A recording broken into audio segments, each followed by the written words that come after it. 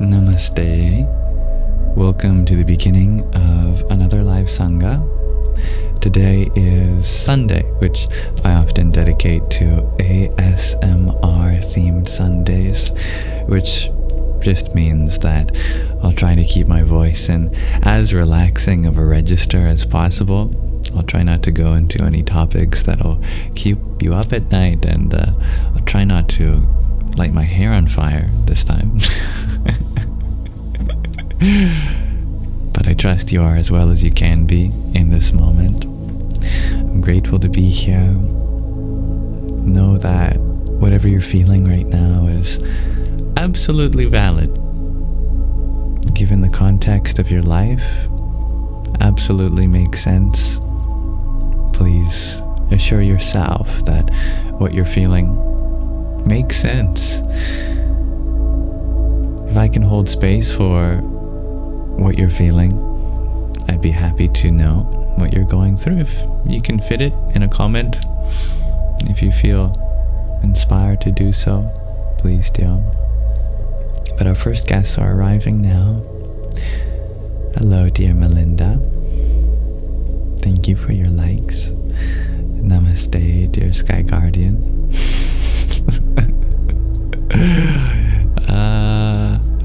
No comment. Hello, dear Deborah. Oh, thank you, Marcy, for the heart me that you sent. Om Ganganapataye Namah. Welcome, dear Kimmy. Thank you, Rascal Pascal, for your likes on the live too. Never expected, but wow, we already have 500 likes. You guys are fast tappers. I just started this 2 minutes ago. I know they help bring the live stream to a wider audience, so if you feel like others could benefit from what we do here, that is an ability you have. But I'm happy with the amount of people here. It already doubled to 800. You guys are really fast tappers. Welcome, dear Greg RG. Hello, Amanda. Welcome, Pauline. I'd love to set the intention for this space as being a welcoming environment, open to everyone, regardless of background, identity, orientation, ethnicity, belief system, etc. May we come together as fellow students of life to uplift each other, relate in one another's experiences, and share positive sentiments. Thank you, dear Sunshine Hippie. Hello, dear Tales of Hydra. Welcome. Radhe, Radhe, dear Miananda. Hello, Anna Music Note. I am doing well, thank you. How are you? Hello, dear Evie. It's a you, a Marcy. I like your name change. Tales of Hydra. Isn't Hydra the mythical being that if you slay their head, that more heads pop out of the very same neck? Does it apply to the tails too? If you cut off a tail of Hydra, that even more tails pop up? You're doing good, dear Anna Music Note. I'm happy to hear that.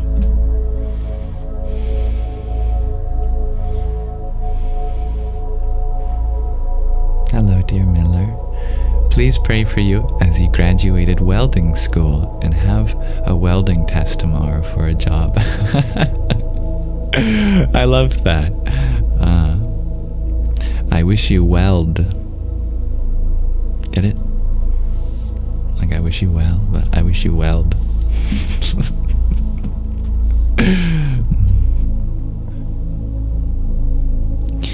May your welding be so consistent that it looks like beautiful pearls strung on a thread, each of them pearlescent with just the right oxidation to give it that lovely shine. May they be strong, may they be beautiful, and may you not look directly into the flame.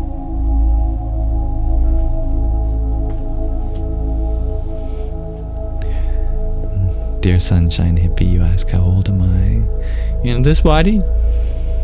23.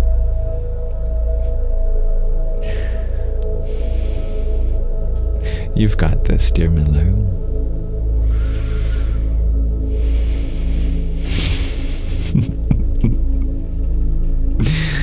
Gregor G, Bubbles G had told you about the Jabberwocky just the other day. What Jabberwocky? There's no Jabberwocky here. Except for the Jabberwocky we do, but that's another thing. Thank you, dear Haley Queen. And how are you? I'd love to know. We will be beginning our Shuravana, the portion of our Sangha dedicated to listening, with a reading from The Journey Home. I think we have to finish the 3rd chapter of the 2nd act. Pardon me, yes, indeed. I think you really like this reading. Good for ASMR Sunday.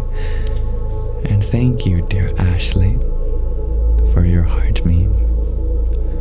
Hariom Tatsat and Harsi, thank you for your heart me and team bracelet.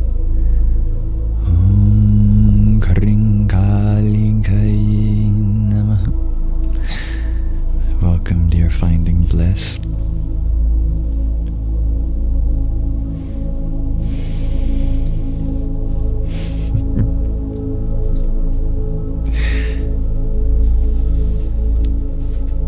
Let's continue where we left off in the 3rd chapter of the 2nd act. May this reading relax your mind and awaken your heart. A few days later, I came upon Veda Niketan, a small, lonely, one-story ashram made up of about a dozen austere rooms. The residents, like many people I was meeting, were preparing to go to Kumbh Mela. We just had one. We had a Maha Kumbh Mela, in fact. The biggest religious festival in all of India. When I heard 20 million people were going to be there, I decided to stay behind. I think this year we had 500 million people. Not far behind Veda Niketan, I found a cave in the forest where I made my residence. Each morning before sunrise, I walked to the bank of Mother Ganga and looked out into her swift current. She was perhaps 100 yards wide at this spot, her riverbank covered with soft silvery sand. Like jeweled ornaments of multicolors, smooth rocks ranging from tiny pebbles to boulders weighing thousands of pounds lined her banks. Feeling unworthy of the treasures I sought, I felt a desperate need for purification. Then and there, I resolved that for 1 month I would sit in silence and pray from sunrise to sunset. I prayed to have a spot revealed. Just then, before my eyes, I noticed a series of small rocks in the river. They formed a natural bridge to a much larger, somewhat flat rock about 25 feet from the bank. This rock was to become my cherished place. I would sit on it every day from sunrise to sunset, surrounded on all sides by the forceful current of the Ganga. In that incredible panorama, I felt so tiny. At dusk, as I returned to the cave, I passed an old man who sat on the ground selling miniature carrots displayed on a piece of old burlap. As I passed, he would offer me one. Ganga water and 1 carrot a day, I decided, would be my only food for 30 days. The solitude of that rock became my shelter. I sat from dawn to dusk, facing upstream. To my left, on the opposite bank, I could see in the distance an occasional yogi sitting in meditation. To my right stretched the beautiful Himalayan foothills. The closest mountain took the shape of a heart at its very top. I gazed on it for hours, thinking of how it symbolized for me the heart of God, a heart that is unlimited, giving ultimate shelter to all beings, a heart that is majestic and beautiful. Just as in climbing a mountain, we leave behind the earth where we stand to reach the heart of God, we have to leave behind unfavorable earthly attachments. Sincere spiritual practice is an uphill climb, and no matter how many difficulties we face, we have to continue looking upward with hope. The mountain provides all support for those who strive to reach its top. Similarly, if we are sincere, the Lord will provide us with the means to reach His supremely merciful heart. Spread out around me on all sides was Mother Ganga, in her winter dress of sparkling, undulating aqua.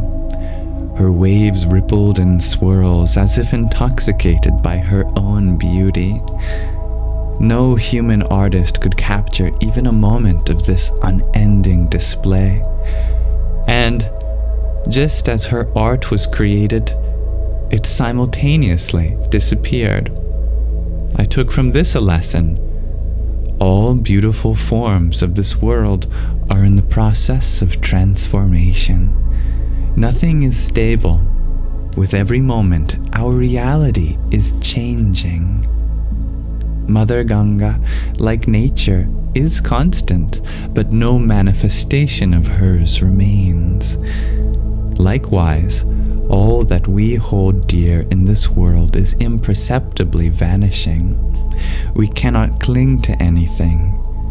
But if we can appreciate the beauty of the underlying current of truth, we can enjoy a reality deeper than the fickle waves of joy and sorrow.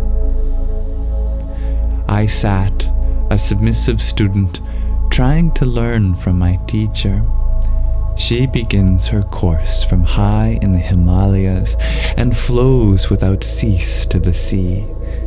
Innumerable obstacles, huge rocks, fallen trees, or even mountains block her way, but nothing will stop her journey to the sea.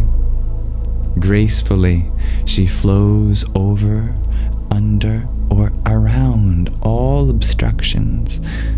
Mother Ganga teaches us that if we want to attain the sea of our aspirations, we must persevere in our goal and never be discouraged by the inevitable obstacles that will come on our path. All impediments are like rocks in the river of life. We should flow around them and never give up. With the Lord's help, there is always a way.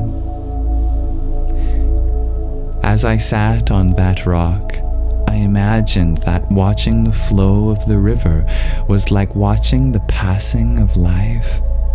If one is inside the river, one is greatly affected by it. But if one sits on the bank, one can observe it with detachment. Mother Ganga teaches that if we learn to be detached from our ego and the flurry of the mind, senses, and the world around us, and observe life with a sober disposition, we gain wisdom. After the sunset each evening, I returned to my cave in the forest and contemplated the gifts of the day. One day, I thought about how millions of years of history had been enacted on these banks. during the age of the Aryans, spirituality flourished. Alexander the Great came and went, then the Mughals, conquering North India, ruled for centuries, only to be vanquished by the British Empire, which was eventually driven away by Mahatma Gandhi, Subhash Chandra Bose, and not Einstein, I was thinking about Bose. Bose and Einstein were physics collaborates. And the Indian freedom movement. Slavery and freedom, war and peace, political conquest and defeat, like the seasons, they had all come and gone. Through it all, timeless Mother Ganga patiently flowed toward the sea. Truth, too, was unchanging. Whatever may happen in this world, however dramatic, it could not disturb the flow of truth.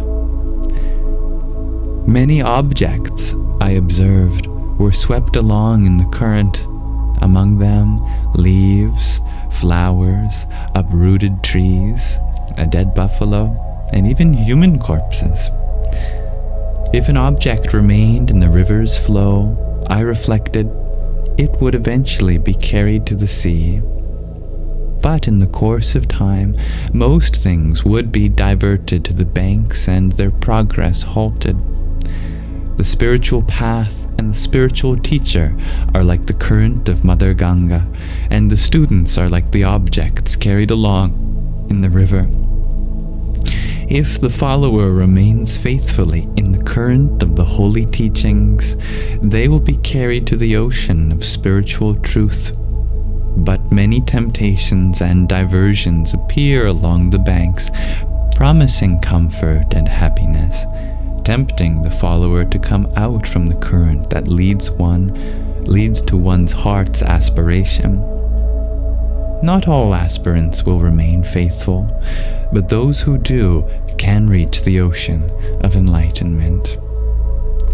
I wondered, who will be my teachers, and can I remain faithful? Early one morning, just before sunrise, as I looked downstream into the current that never slept, I considered her 1,000-mile journey. The sea was calling, and each drop of water patiently flowed in the current to her ultimate destination, so far away. Mother Ganga is teaching me that patience and steadfastness are required to follow my calling. I never really stopped to think why I had left behind the promises of the world to sit alone on a rock in the Ganga and endure a rigorous self-imposed fast. Why did I act in such extreme ways, like a person obsessed? At the time, I did not feel that these were my choices. I felt the mysterious hand of destiny leading me forward. One brisk winter day, while absorbed in meditation, sweet harmonica melodies began to play in my mind, drawing my attention away from anything else. My consciousness flowed irresistibly toward that imaginary music. Concert after concert was performed within the theater of my mind. A longing impelled me to reunite with my beloved harmonica, which I had not played since arriving in India. Every day before sunrise until after sunset, I had remained faithfully on my cherished rock. But this day would be different. An urge pulled me away, and leaving behind the rock and river, I returned to my cave to play. As I lifted the harmonica to my lips, something strange came upon me. An invisible force induced me to return to the river.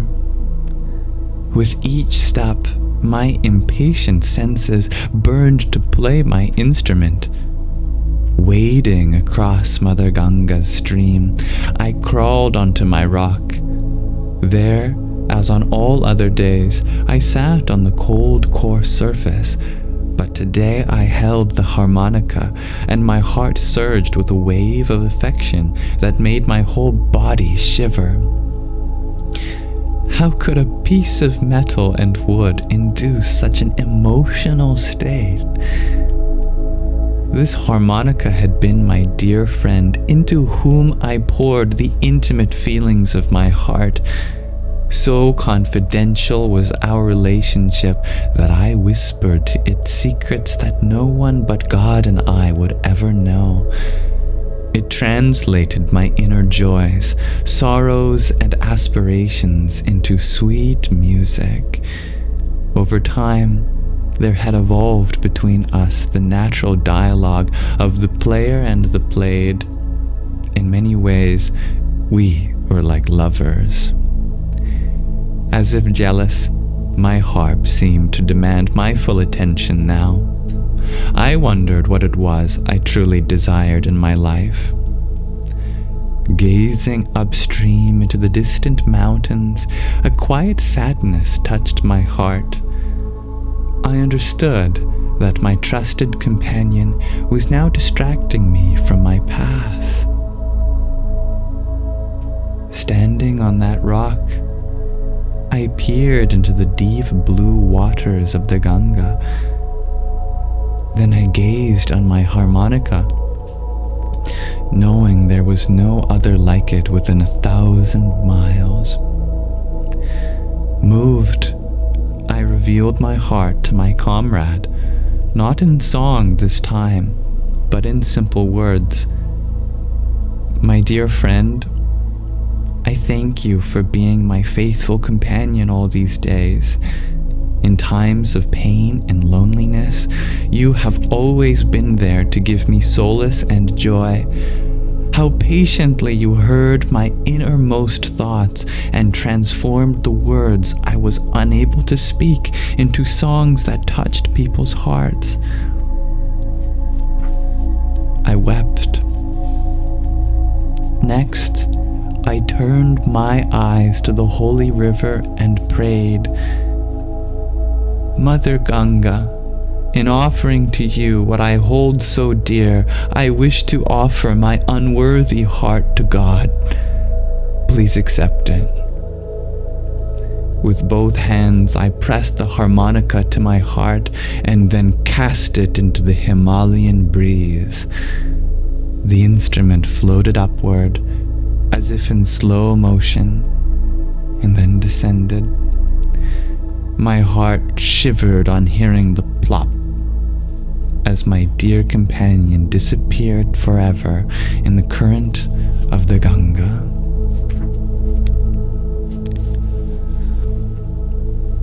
Often the most precious gifts of life come in ways we neither plan nor expect.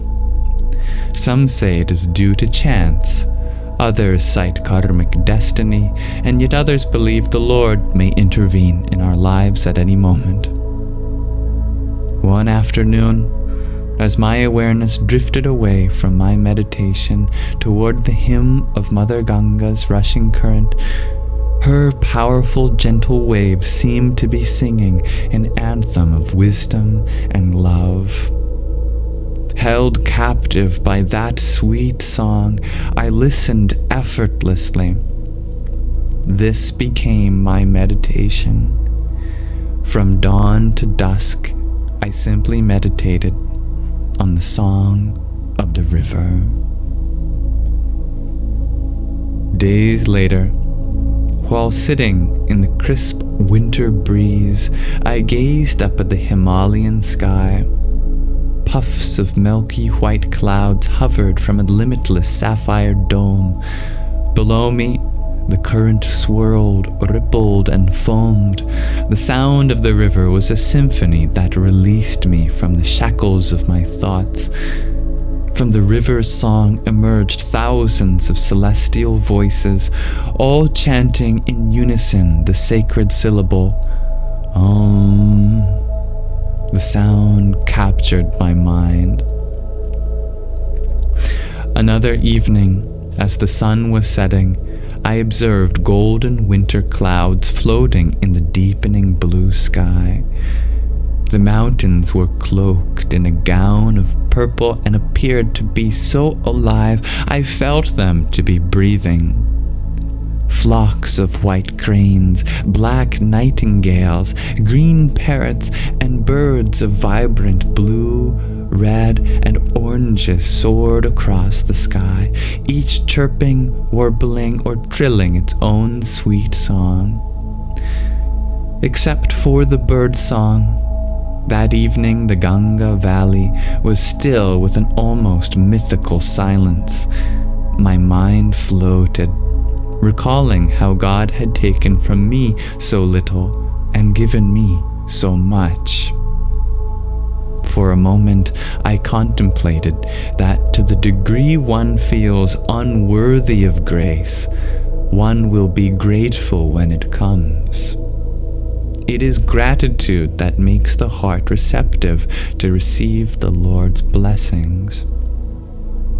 Closing my eyes, I merged again in the endless chant of Om, the river's song. It was just so beautiful. I felt on the verge of something extraordinary. Then I heard something that seemed to ascend from the depths of Mother Ganga's heart. The choir of thousands of celestial voices sang a slow, entrancing song that seemed to reverberate throughout the river valley. Hare Krishna, Hare Krishna, Krishna Krishna, Hare Hare, Hare Rama, Hare Rama, Rama Rama, Hare Hare.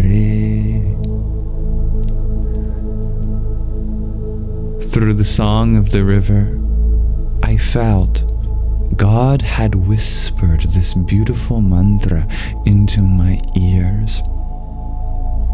It was a mystical rite of passage, carrying me on a wave that lifted me closer to my aspiration. My heart soared with gratitude. Inadvertently, I found myself breaking my long silence and singing these words aloud with the river. No intoxication on earth could come close to that experience. The meaning of the song was unknown to me, but it stole my heart. What did it mean? I believed that this mystery, like the mystery of the picture of the blue boy, would be revealed in time. In sacrificing the song of my harmonica, I had inherited the song of the Ganga.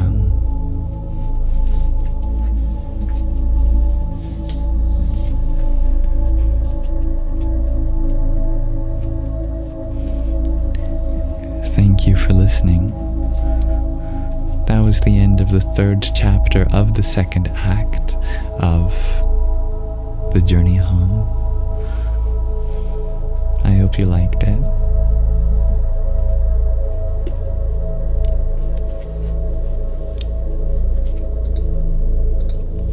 That concludes our Shuravana,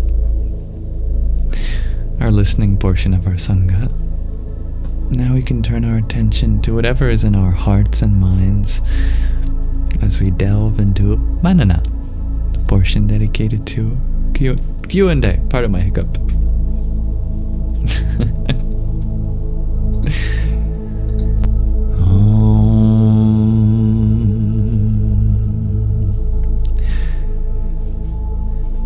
Welcome everyone that joined while we were reading. Thank you for listening, dear Moby, Anazak, and Jocelyn. I will read more in our next live stream. And all of the readings are posted on my Yamsox Lives YouTube channel. Hello, dear Spirit 28.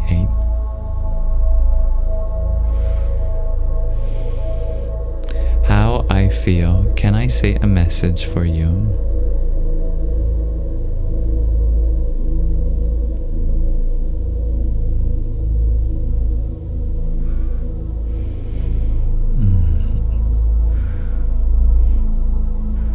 There is a call for your inner child to complete a journey that has been left unfinished.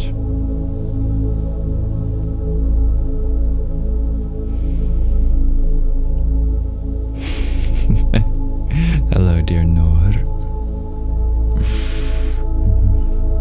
I think some of my hair has been given to the gods.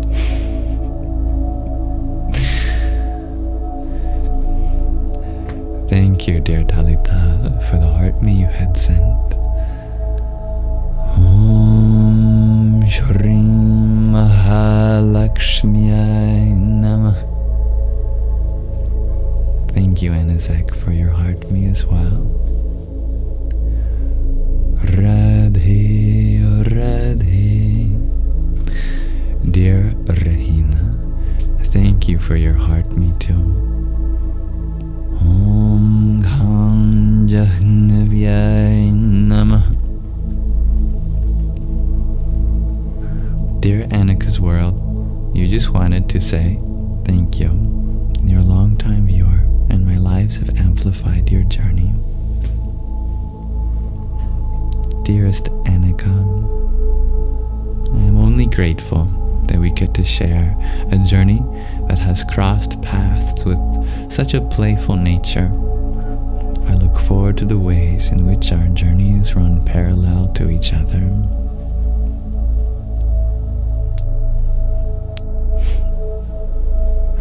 Hakuna Manana. You're funny, Rahina. Hello, Mo. Tori, may you request a message also. May you know, dear Tori, that in many ways the Divine Mother flows through you.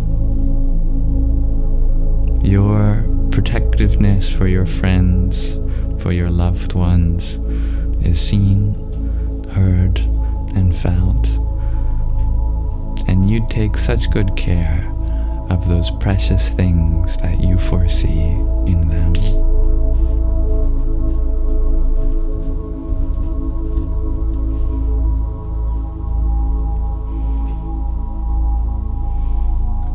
Dear Mo, you ask if I know that you all love me. I have trust that we together are love itself. Our nature is love that seeks to pervade and entertain each other.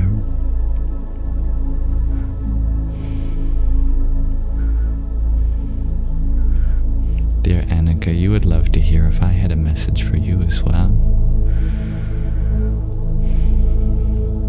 My message for you is to dwell in the cave of your heart and never forget that the times in which you are alone, you are never truly alone.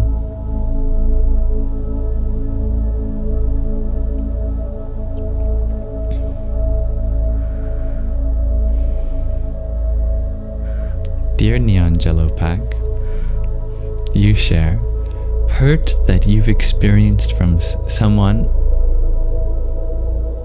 or effectively make them realize it or promote changed behavior towards you. I feel like I'm missing a comment. I don't know if there's another part of that came through.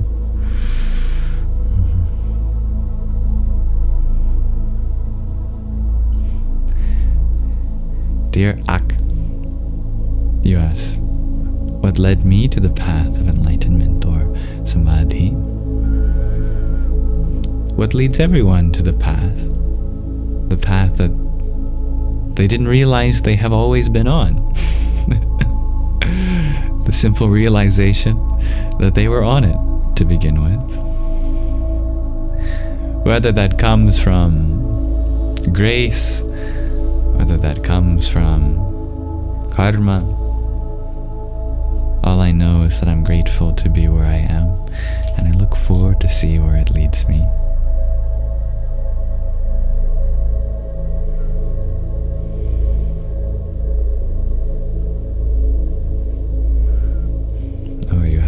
In your heart, your spirit. Some might say you have enough room for the whole universe. Dear Anne, you share you need a message now as well.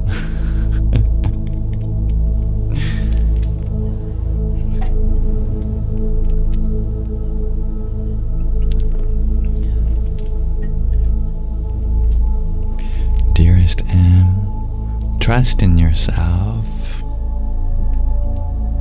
Your own intuition has never betrayed you. But be kind to yourself. There's no rush to heal. You've got forever.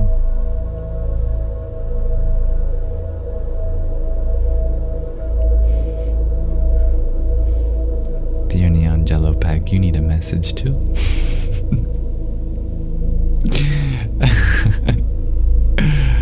Oh, I've become a posts person today, it seems. As you wish.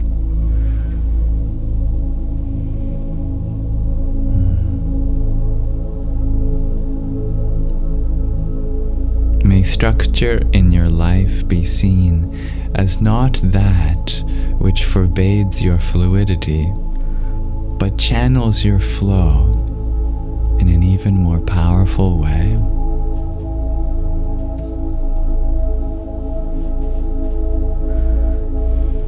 Mr. Roll, you want a message?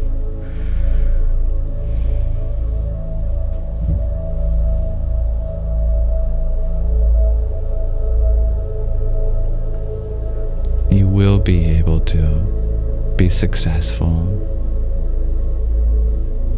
and generate enough wealth to take care of the beings that matter most to you. Dear Amma, thank you for your hand hearts. Here's some for you. Om Brahm Bhairvai Namo Namah. Dear Athena, hello. You ask, how can we get over someone ghosting us? Someone that we bonded with, suddenly changed. When someone creates distance between us and them, suddenly, it is not due to something that they're afraid of in you. It's about something that they're afraid of in themselves, that you make them more aware of. And your penetrating awareness is what sets you apart from others. And you have, in the way that you have a deep vision. And that's naturally scary for people that have hid parts of themselves away from themselves. This means that they know they're deeply vulnerable in your presence. And that vulnerability is something that's always their choice that we have to respect and give them space for. Whatever you do, don't ghost yourself by suddenly feeling like you have to change any part of you or distance yourself from another part of yourself either. Continue to be whole.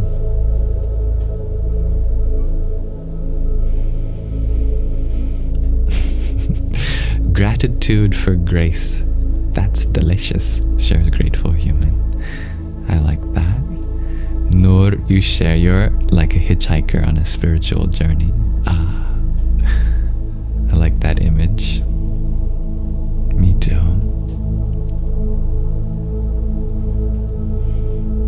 You're welcome, dear user 680.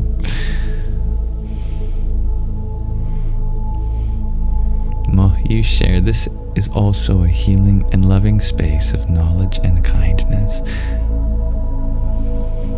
I'm grateful that you see this space as so moted be. Dear Ak, you had asked a few minutes ago, any advice on dealing with negative people? Do they stop coming into our lives after we elevate our vibrations, Kundalini energy? The more positive you become, the more attractive you are to the negative. It's simple physics, isn't it?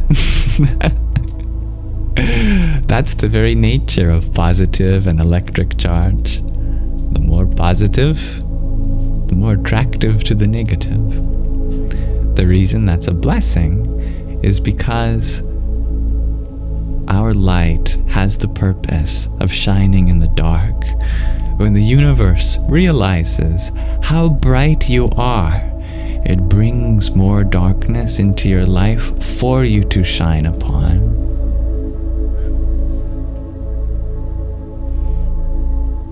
Remember that light never takes on the properties of the dark that it shines into. It illuminates them. So continue to be a source of positivity without taking on the negativity. Hello, dear Lauren. You share you just enrolled to study Sanskrit at university. Really? That's so awesome. Here, I'll roll a Sanskrit die for you.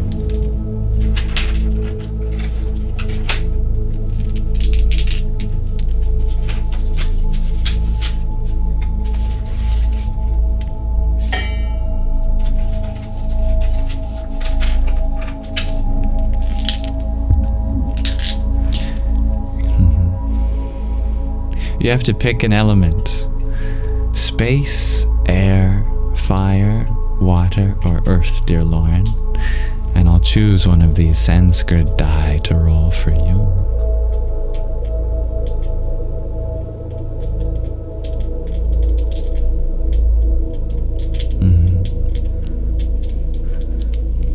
Water. That corresponds to the sounds of our lips, which are here.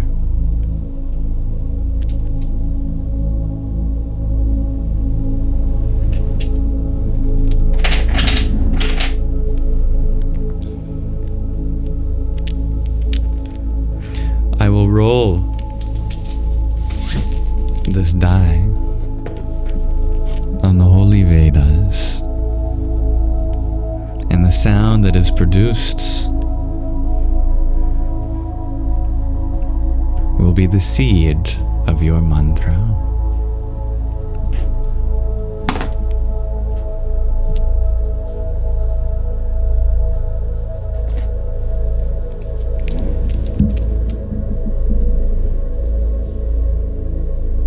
That is the sound Ma. Ma. Ma. Ma. Ma. Allow me to pull up the ancient text known as the Kamika Agama. In the ancient Kamika Agama, the sound ma is said to be of the color shyama.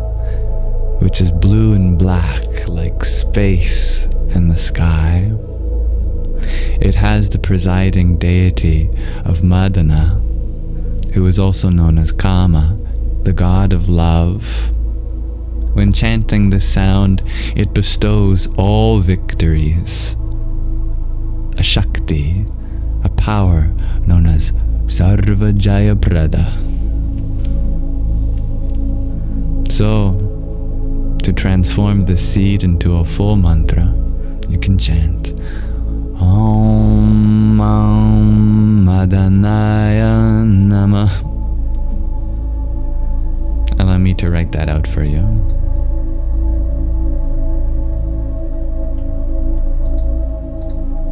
That was the Kamikagama. Here is the black fort.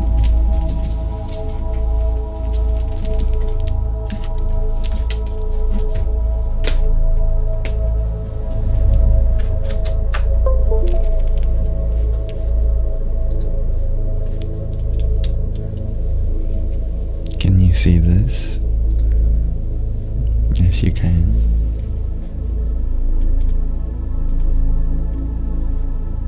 This is your initiation into Sanskrit.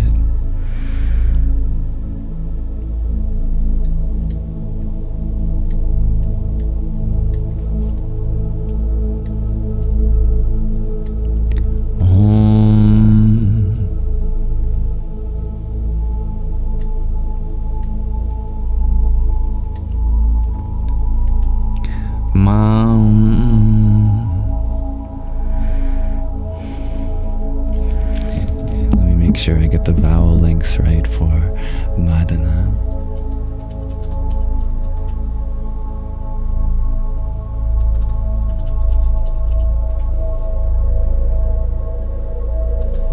Got it.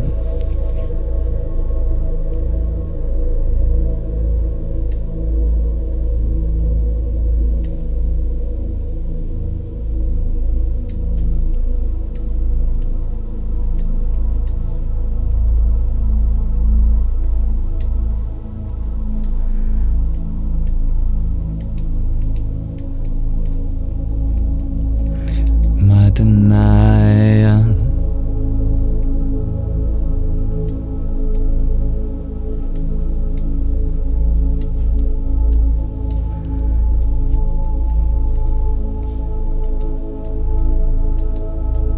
Nama. This is the sacred seed that we rolled on the die, known as the bija.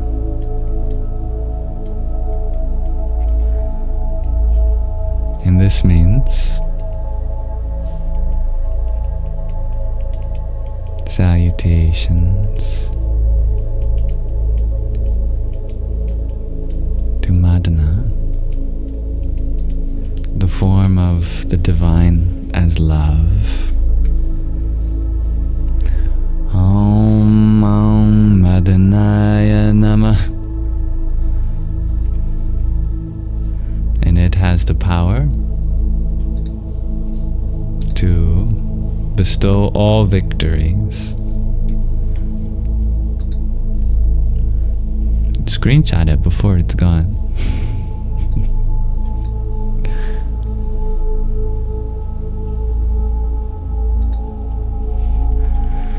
Thank you, dear JR, for the finger heart you sent. Om Bharam Hanumate Namah. And dear Sazrar, thank you for your heart mate. Om Kali Maha Kali Galike Parameshwari Sarvananda Kare Devi Narayani Namostute. I wish you success in your studies, dear Lauren.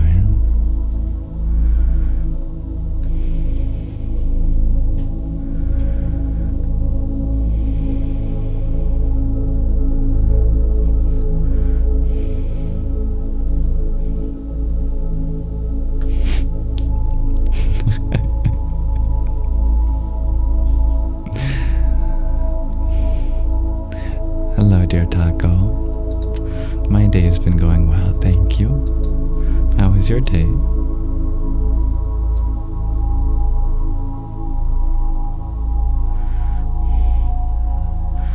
And I love that affirmation, Sazrar. You hope all is well today, and if it's not well, tomorrow is another day. It is beautiful. Dear Gardening Gregorji, you ask, have you guys had vitamin C recently? It's a good question, I hope so. I take vitamin C every day, according to my mom's direction. She's instilled that habit in me. Thank you, Vanessa, for your 27 roses. You could make a cube out of that many roses, a 3 by 3 by 3 cube. Om Namo Buddhaya. Dear Angie Loves Life, you share up here in Canada, you need vitamin D every day. It's true. For those of us that don't get a lot of sun, myself included, vitamin D is up there.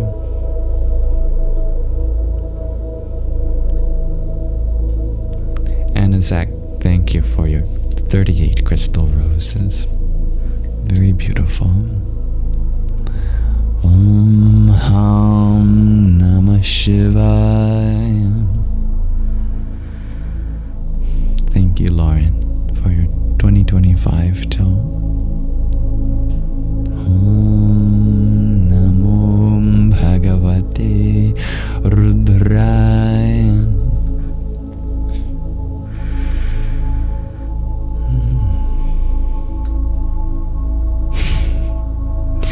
Dear Anne, you ask, how do we deal with political issues in the world? Feels like the world is going to suffer. We attend to it with love, patience, compassion, understanding,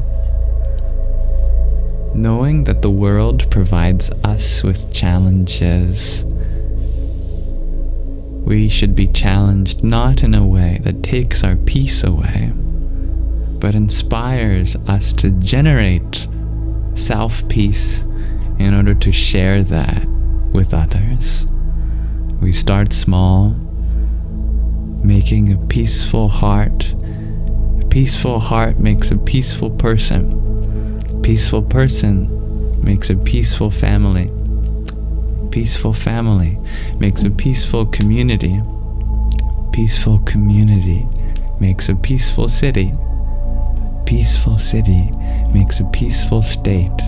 A peaceful state makes a peaceful nation. And a peaceful nation makes a peaceful world. We start small and grow outward.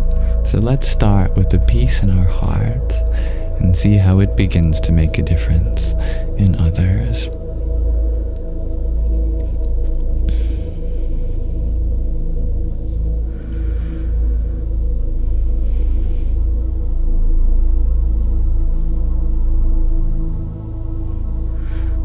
I agree, dear Ma.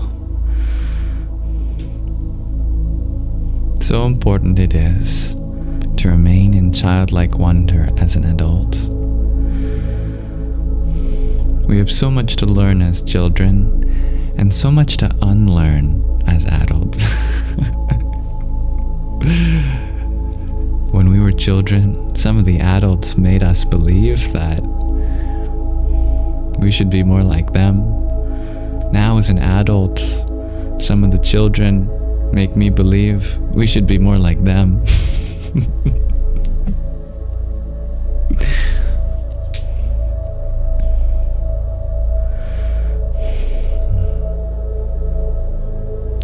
Dear Shangri-La, you ask, do I think the chiefs are going to make a comeback?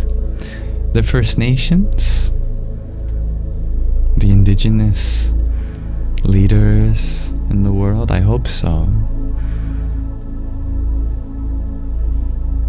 They have so much spiritual wisdom passed on from their ancestors.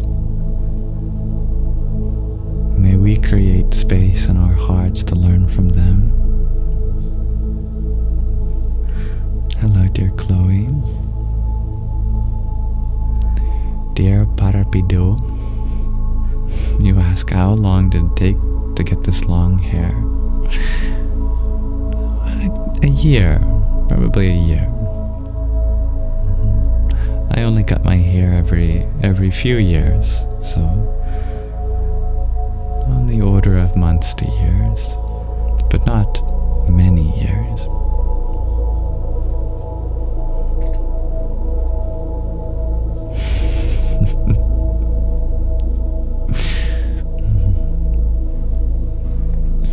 Be the change you want to see in the world. Dear Chloe, you share, you've gotten to where you meditate before you go to bed. I love that. And you know what the Dalai Lama says? Sleep is the best meditation. Dear Michelle, you share, you will always be part of Peter Pan's gang. Never grow up.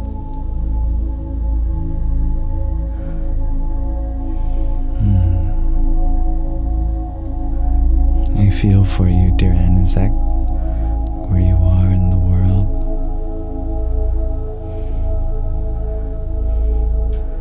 Remember, no matter how chaotic the world around you may be,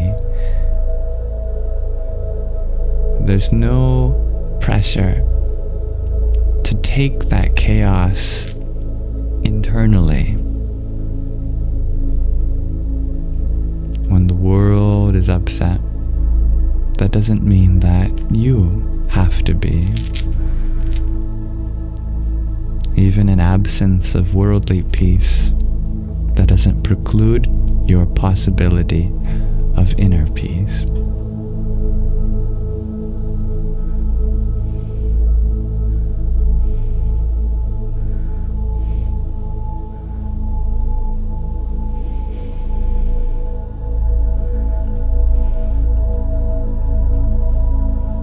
Welcome back, dear Marcy.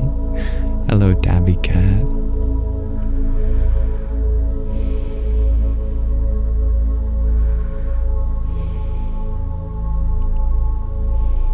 Dear Noel, you ask, how do you lucid dream?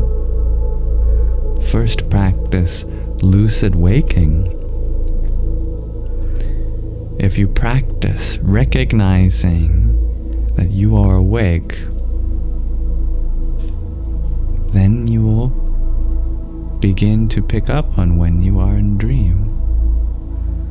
At all moments in the day, remind yourself, I am awake. Then you will seed your subconscious with the same reality checks.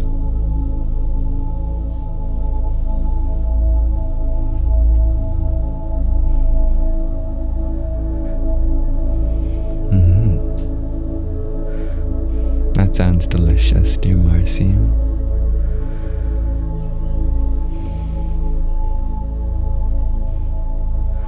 Dear Era,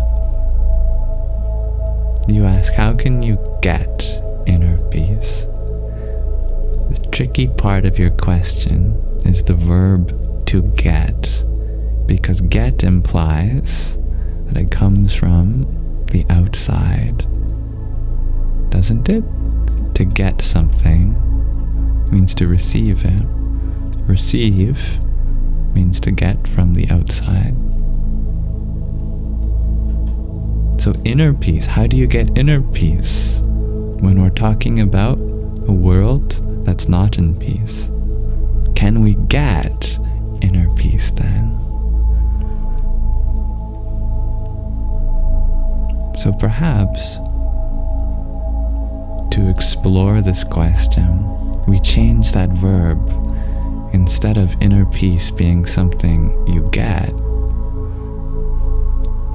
Angie Loves Life uses achieve inner peace.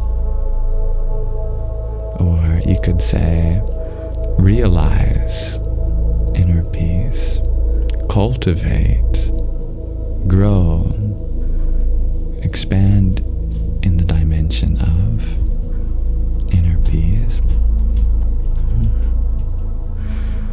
The truth is that it's all already there.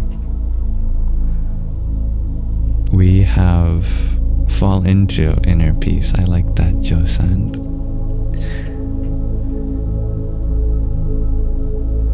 We're already peaceful inside.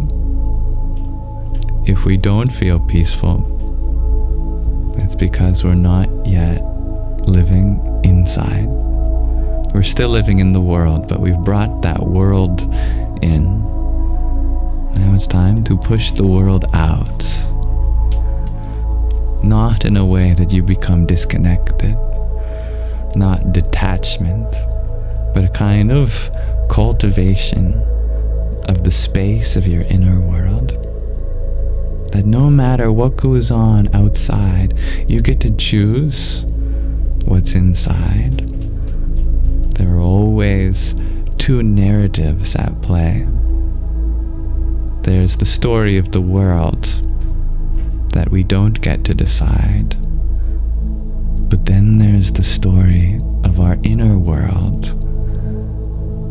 What we narrate to ourselves with our mind.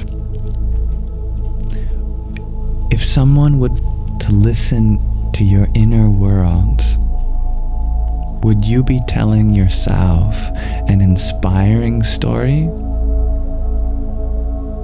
A story of success and perseverance and love, determination.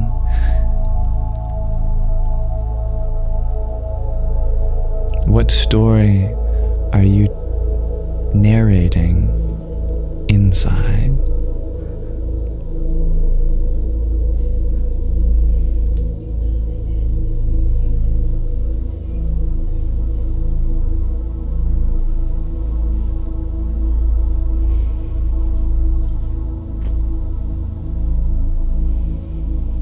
Dear Ak, you ask, was I always this calm and positive? Or has this been a long journey? It's been a long journey.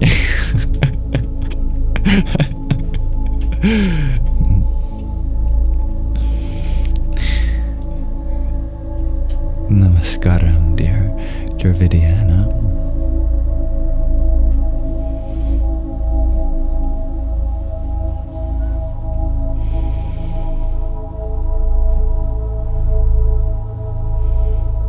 Even though inner peace is our original state, it does require a lot of effort in order to come back and stay in such a place.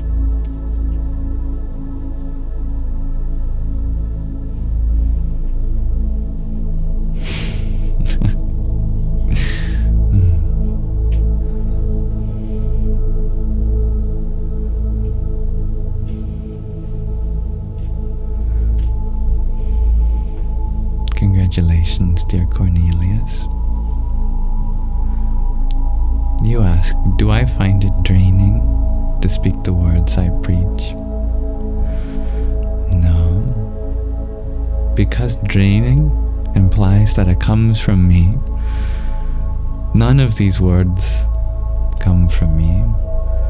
I'm only a riverbank, and through that riverbank, the river flows. All I have to do is be a channel, and the riverbank doesn't get drained, no matter how much water passes through.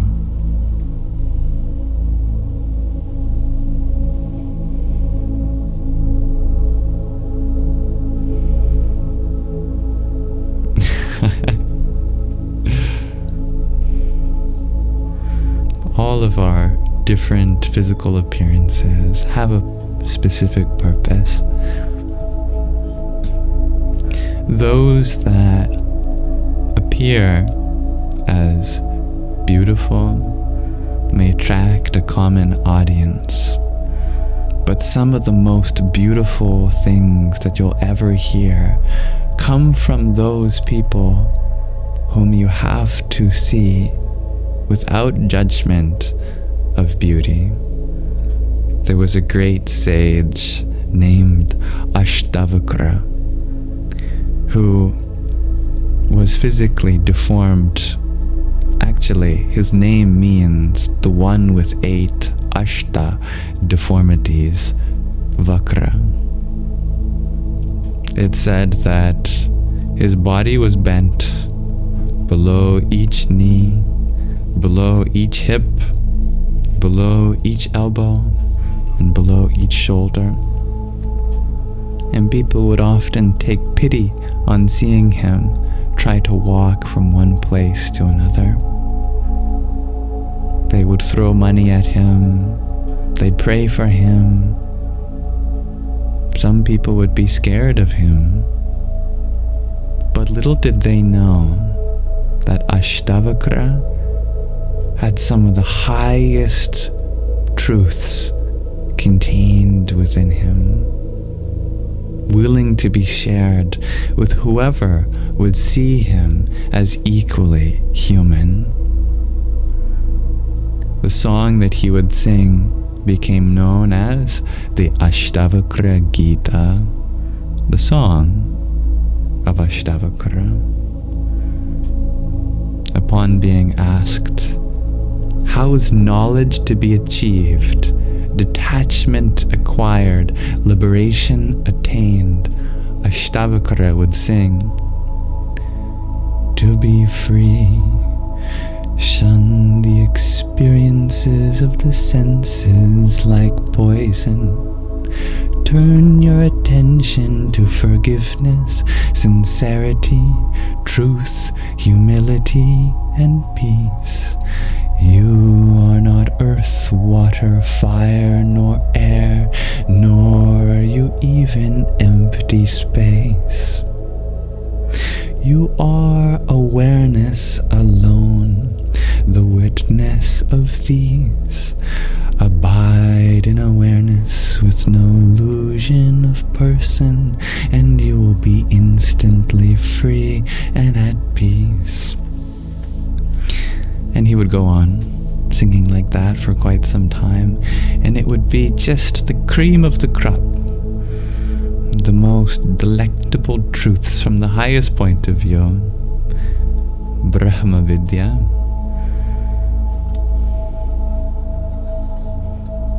So sometimes having an appearance that may be averting to some is precisely the qualification needed for others to come and hear what treasures are in your heart.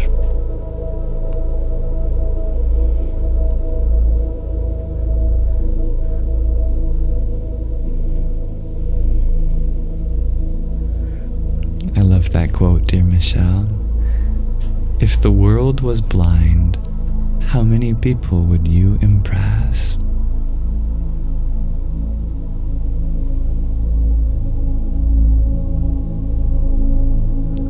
Dear Aira, you ask, do I believe astral projection? All we have to know is what this word astral means. Allow me to bring up my blackboard for you. This would make a great visual demonstration. Apologies for the bright light.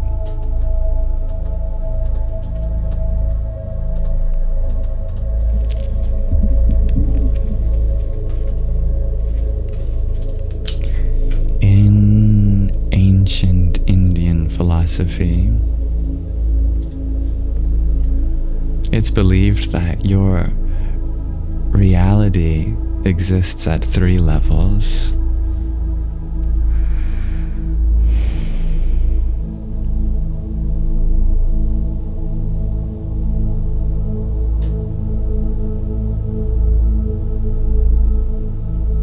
There's the physical, known in Sanskrit as the stula.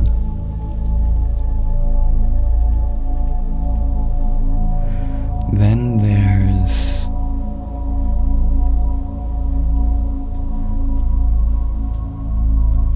the mental, the emotional, the subtle, the dreamlike, or the astral, known as the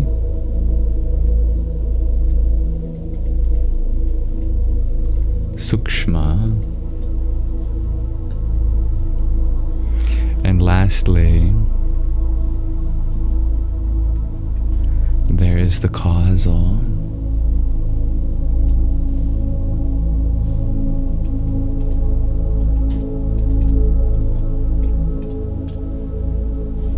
That's known as the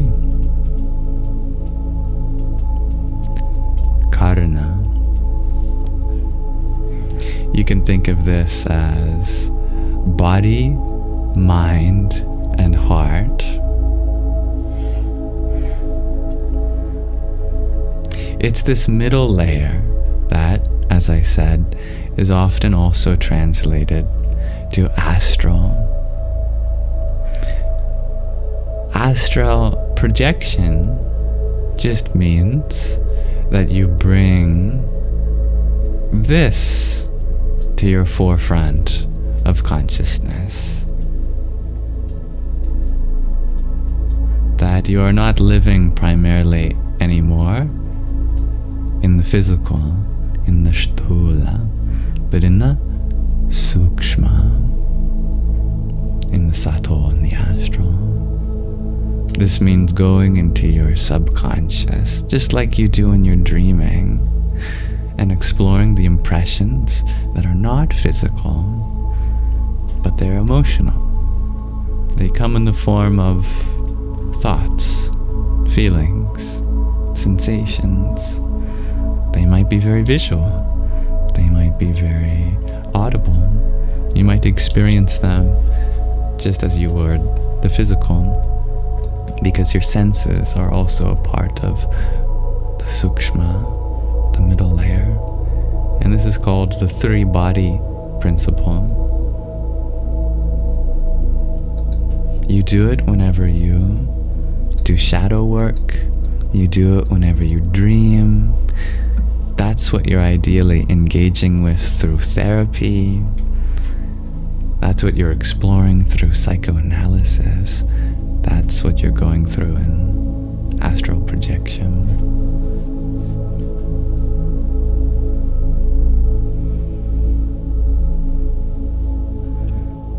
And thank you, Metanoia, for the heart me that you sent.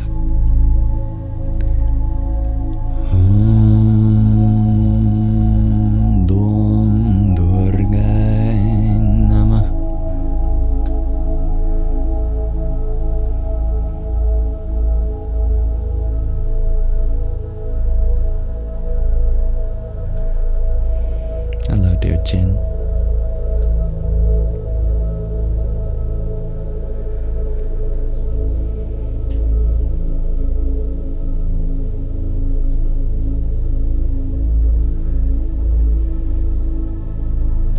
Dear Ishananda, you ask, what are my thoughts on the Sufi school of Islam?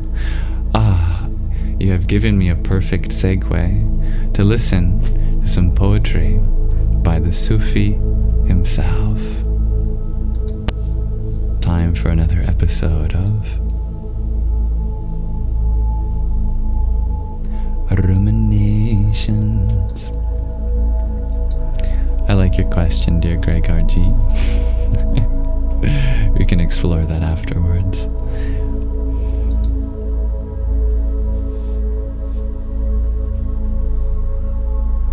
We are still reading his poems from Ghazals. Let's see where we left off.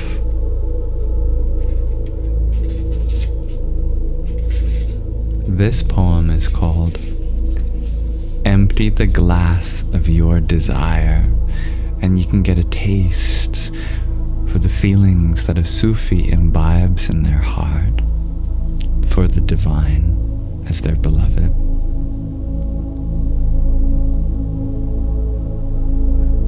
Join yourself to friends and know the joy of the soul.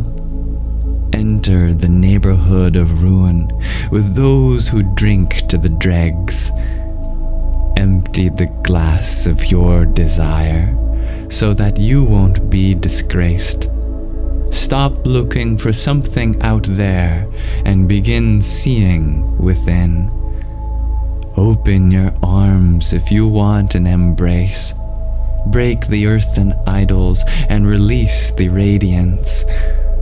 Why get involved with a hag like this world? You know what it will cost. And 3 pitiful meals a day is all that weapons and violence can earn. At night when the beloved comes, will you be nodding on opium? If you close your mouth to food, you can know a sweeter taste. Our host is no tyrant. We gather in a circle. Sit down with us beyond the wheel of time. Here is the deal. Give 1 life and receive 100. Stop growling like dogs and know the shepherd's care. You keep complaining about others and all they owe you. Well, forget about them. Just be in his presence. When the earth is this wide, why are you asleep in a prison? Think of nothing but the source of thought. Feed the soul, let the body fast. Avoid knotted ideas. Untie yourself in a higher world. Limit your talk for the sake of timeless communion. Abandon life in the world and find the life of the world.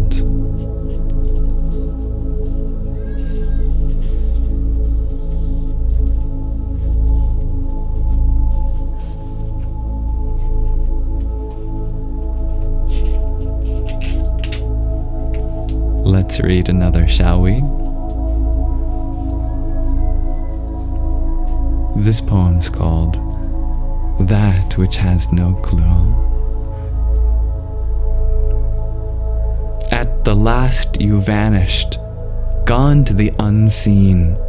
Strange the path you took out of this world. Strange how your beating wings demolished the cage, and you flew away to the world of the soul.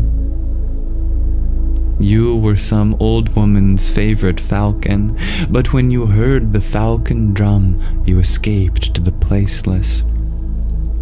You were a drunken nightingale among owls, but when the scent of the rose garden reached you, you were gone. The bitter wine you drank with us left its headache, but at last you entered a timeless tavern. Like an arrow you went straight for the target of bliss, straight to the mark like an arrow from a bow. Like a ghoul the world tried to deceive you with its false clues, but you refused the clues and went straight to that which had no clue. Now that you are the sun, what good is a crown? And how do you tie your belt now that you've vanished from the middle?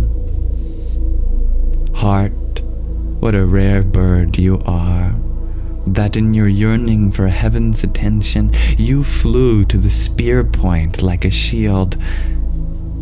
The rose flees autumn, but what a foolhardy rose you are, seeking the autumn wind. You were rain from another world that fell on this dusty earth. You ran in all directions and escaped down the gutter. Be silent. Be free of the pain of speech. Don't sleep, since you took refuge with so loving a friend.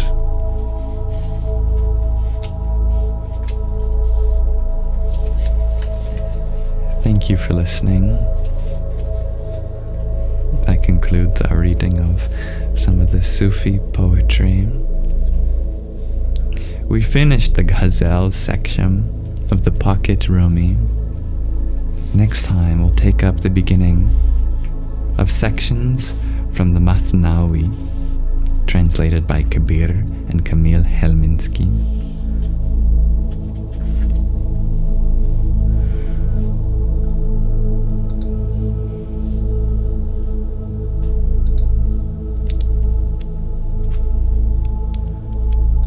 That has been another episode of Ruminations.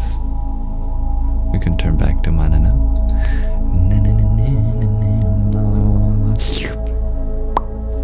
He blows your mind every time. Me too, dearest Ansuela. What was the name of the first poem? Asks Gregarji.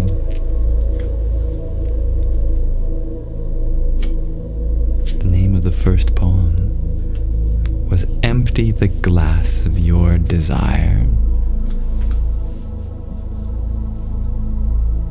Hello, dear Shannon. So, dear Gregarji, you were wondering if I could relate in some metaphorical way the three-body problem to the three bodies here. That is a very interesting question. The three bodies of physical, mental, and spiritual.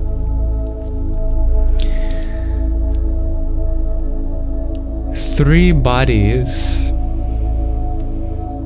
astrologically, do have a relation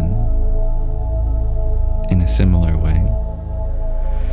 The three-body problem of physics is the computational problem of calculating the trajectory of three planetary bodies, or celestial or stellar, under the forces of gravity. It's a problem because for the case of two planets, the equations can be calculated for exactly. But for three planets, suddenly the system becomes known as non-algebraic, which in practical terms means there's no simple equation that describes the orbits of three bodies exerting a gravitational pull on each other, unless you make some symmetries or simplifications due to symmetries. Like having one mass be negligible, or the distance between two be vast or something. It becomes a chaotic system that you can only really use numerical methods to estimate.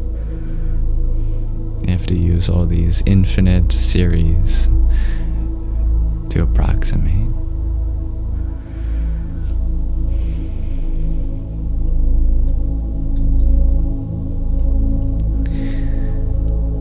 One example of a simplification you can make in the three-body system is have each one orbiting the other, so that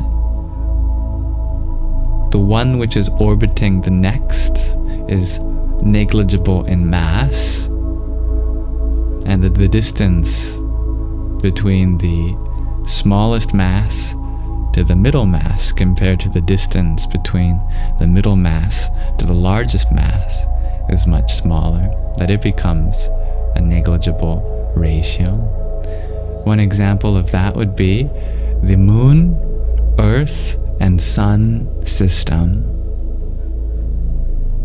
You can easily solve for the trajectory of the Moon around the Earth, which goes around the Sun, because we can just assume that the Moon practically orbits the Earth without as much of a relative effect by the Sun. And the Sun is stationary, and the Moon and Earth orbit the sun as a binary pair.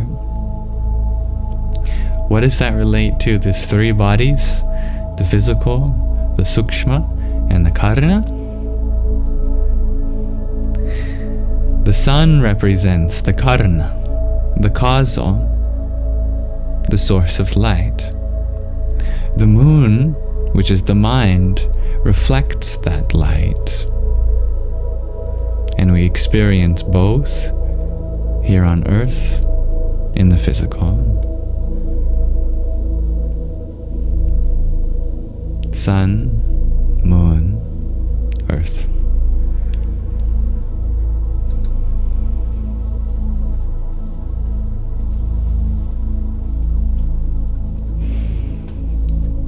Thank you, dear P-Flomatics, for the heart me you had sent earlier. Kamalir Mahakalikai Nama. And dear Katasha, thank you for your rosa. Om Sum Surya Namah.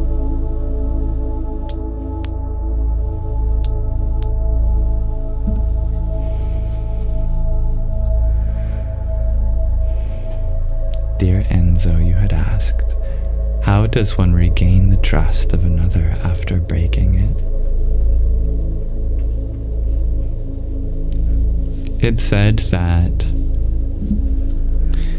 if you have deeply broken the trust of someone to the point that it has actually become something of a traumatic experience for the other person, psychologists say that that can take up to 2 years of consistent effort to show that you are a safe place for them again. Obviously, it depends greatly on the context, and a lesser breaking of trust may take less time. Something perhaps even more traumatic could take decades to rebuild that trust again. But the timeline is always decided not by the person whom has broken the trust, but by the person who has now become affected by the breaking of the trust. That is entirely their journey to decide. All we can do is give them space, allow them to heal from our mistakes, take accountability, and learn to do better going forward.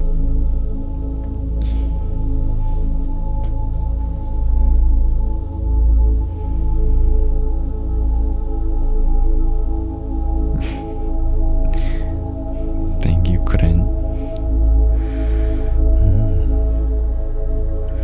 No, I'm unfamiliar with Rupert Spira, but thank you for planting the seed.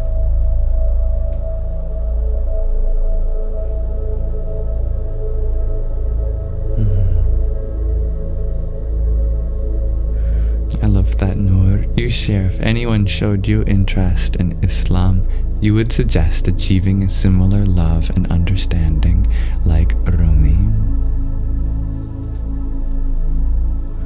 And thank you, dear Moor Taro, for your pair of roses and heart me.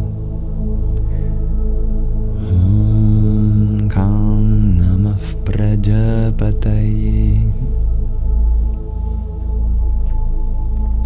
Dear Brody's boy, hello again. You share that having your trust broken in someone you have trusted can really affect you for a long time. Yeah, and that's absolutely valid, allowed, and normal. If anyone is going through grief, trauma, there's no timeline for healing that you need to be expecting yourself to be this healed by this date. or this much forgiveness, or whatever. Exactly where you are meant to be is where you're meant to be.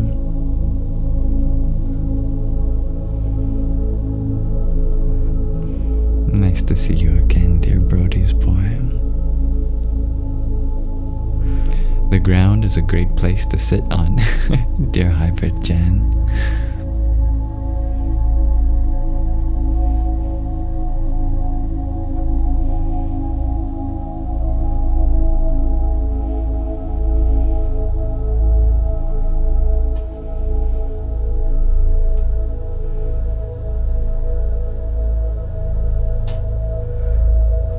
You share that Shuravana Maharshi and his teachings are essentially what Rupert Spira teaches. I see. And as Sky Guardian mentions, it's important to be careful with understanding the distinction between something called Advaita Vedanta and something called Neo-Advaita, also known as Advaita without the Vedanta. Many people may have heard of a certain form of spiritual inquiry called non-duality. Non-duality has become increasingly more popular. We in the West are fed up with many spiritual teachings that are based in duality. What is duality and what is non-duality? First of all, duality is the idea of a separate reality from you, or the reality of a separation between you and something else. It is pretty default in our society that we feel like we are fundamentally different from the world, from others, and that if we stopped existing, then others would go on without us. A non-dual framework would be understanding that you and the universe are one, and that the self in you is part of the self in others, and there can be no universe without you. There can be no you without others. This ultimately comes from the Vedas, which are early spiritual scriptures from India. And there are many different interpretations of their highest truths called Vedanta, the end, the anta of the Vedas. Veda literally means knowledge. Veda, over time, the vibration of the Va became more like a W, Veda, and the schwa at the end got deleted, Ved. And through the great vowel shift, as well as the sound at the end becoming unvoiced, it entered English as wit, W-I-T, wit, which in Old English meant wisdom. Someone with wit was someone who was wise. Nowadays, it's used exclusively to describe comedy knowledge. If someone is witty, it means they have a certain ability to make people laugh. But that's the etymology of Veda, meaning knowledge. Perhaps the most influential of the various interpretations of the Vedas is that of Advaita Vedanta. Dvaita meaning dual, Advaita meaning non-dual. The idea that you, in essence, as the self, Atma, are one with the essence of the whole universe, Brahman.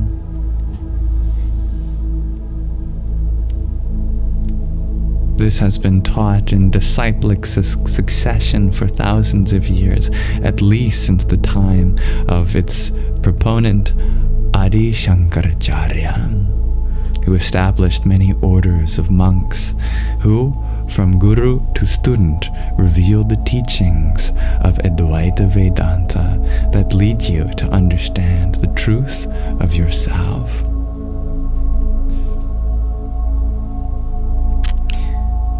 Something strange happened in the last 100 or 150 years, however. There's been a kind of offshoot of that traditional Advaita Vedanta through mystics that have brought this teaching to the West. And as it has reached the West, it has changed substantially. These are mystics such as Ramana Maharshi, Jiddu Krishnamurti, and many of their foremost students like Papaji, and today we have Muji. But what separates a mystic from a guru is that a guru has both enlightenment, or at least a perception of the truth, a direct realization of what they're teaching, but they also have a knowledge of scripture that establishes the lineage through to our ancestors. A mystic only has the realization, either by grace, by karma, or by luck. They have stumbled upon the truth without being established in any lineage. Ramana Maharshi was a mystic because he had this realization at a very young age and didn't have a teacher. What this means for his students is that they can only propagate a teaching based on the direct experience of someone like Ramana Maharshi, and they don't have any traditional scripture to rely on. This has led to an unintended side effect, which is the idea that certain scriptures or practices are irrelevant or unnecessary, and that one does not require a teacher or any spiritual tradition or meditative practice. It's like jumping directly to the end result without the work that takes you there, without the Vedanta. If the ultimate idea is that Atma and Brahman are one, then we haphazardly jump to the conclusion that nothing needs to be done for that realization to be brought about.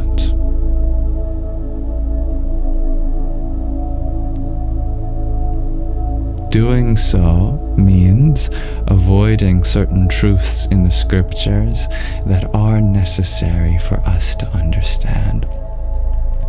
For example, when we read the scriptures that tell us about how we are one,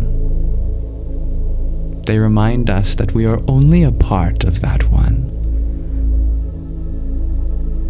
The Neo-Advaitans say that we are the whole universe, but the Advaita Vedantans say, no, we are just a small part of it. Together we are one.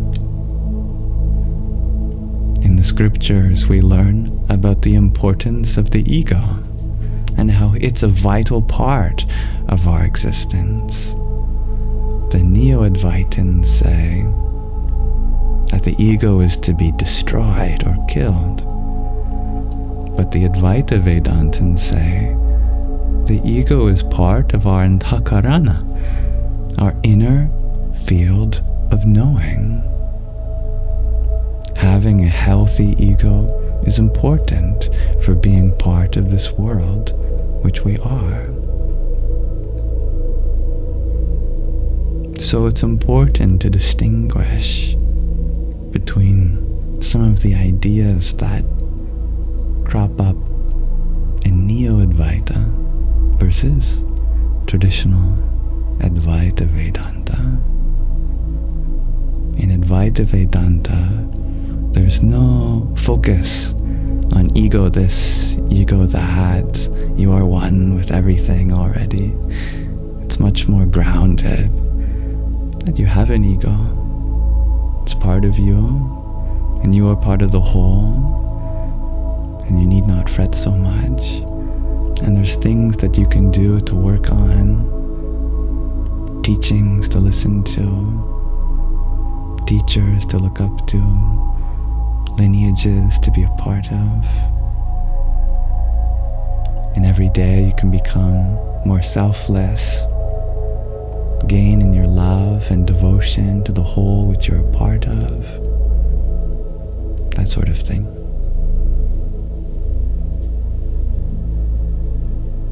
So I would advise, if you're interested in Advaita, to notice the effect that you gain when learning from Neo-Advaitans versus Advaita Vedantans, and that we learn from as many sources as possible and not be limited to any one in particular.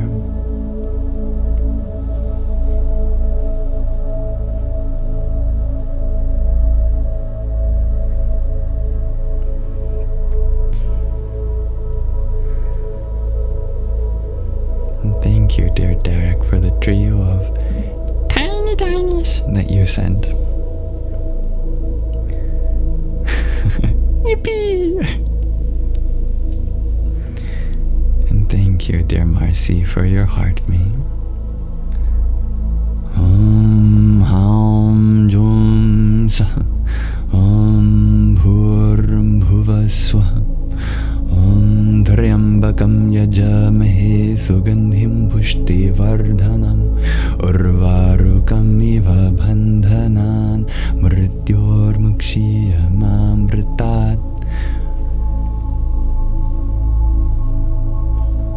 Om Swaham Bhuvaham Bhuvum Om Saha Jom Ham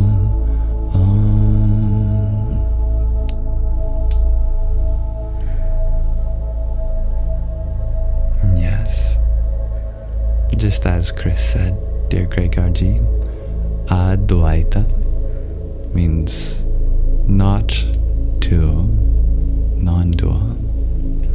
Actually, you can see the root of the English word to in Dvaita. That D-V-A, Dva, became T-W-O in English, Twa, which used to be pronounced in words like twilight, which means the second light. But nowadays we don't pronounce the W in two. We don't say Twa. But the Frenchies still do. Oh no, they say Twa for three. What am I thinking? They say deux, which does have that dental consonant still. Dear Suave, you ask, do I believe in God? It's such a simple question, isn't it? Seems like it could be easily answered by yes or no. yes, I believe in God, or no, I don't believe in God. But what if the question is not so easily answerable in terms of a binary?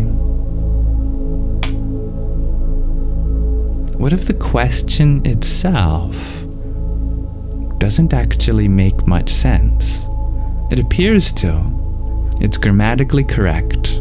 It's semantically correct.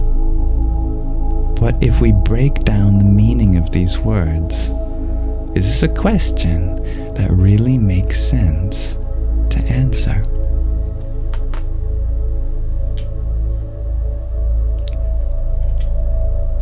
Let me show you.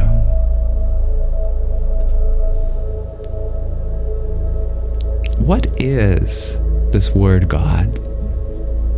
We've all heard it before. We've all used it before.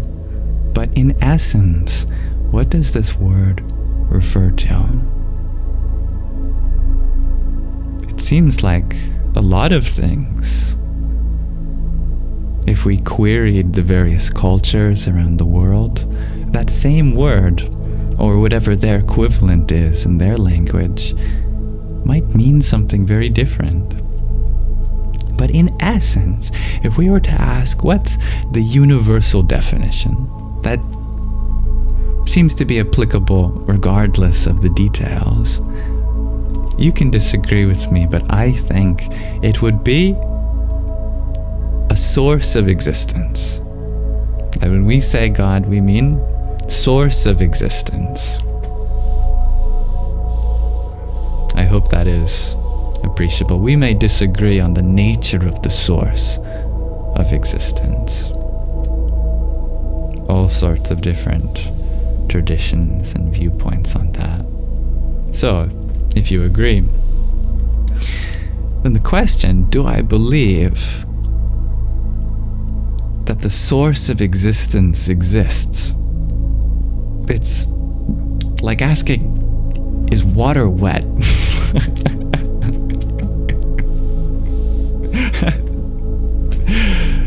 Well, we can agree that whatever water is, it is a source of wetness. But does that wetness apply to its source? Now that's a difficult question.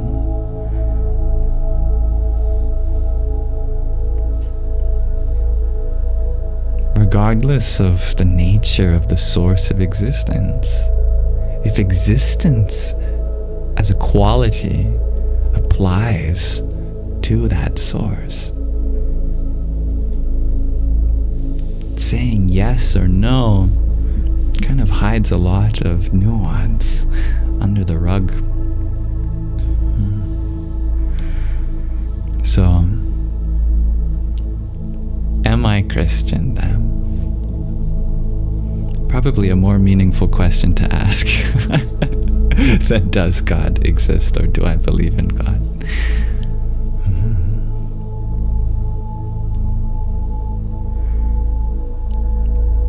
If being Christian means believing in the divinity of the Christ, then yes, you may call me a Christian.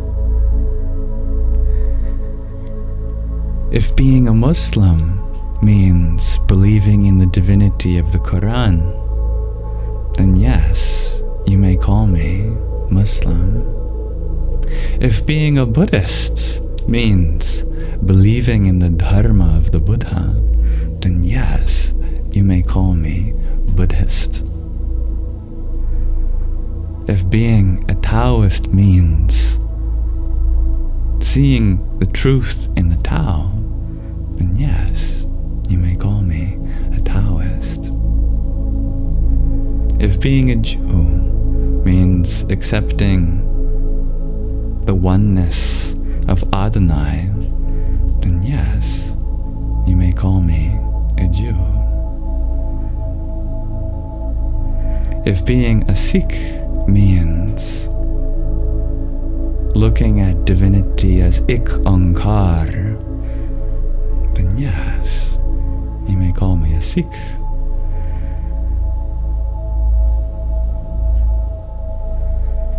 being a Hindu means seeing the divine in everyone and everything, then yes, you may call me a Hindu.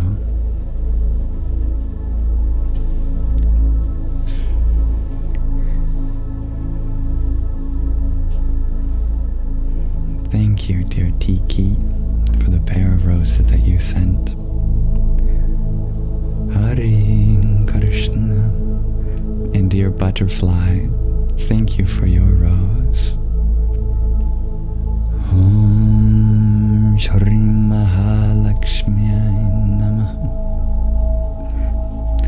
Dear Amber, you're wondering if I can tell you about Sikhism. Sikhism was founded by this great being named Guru Nanak.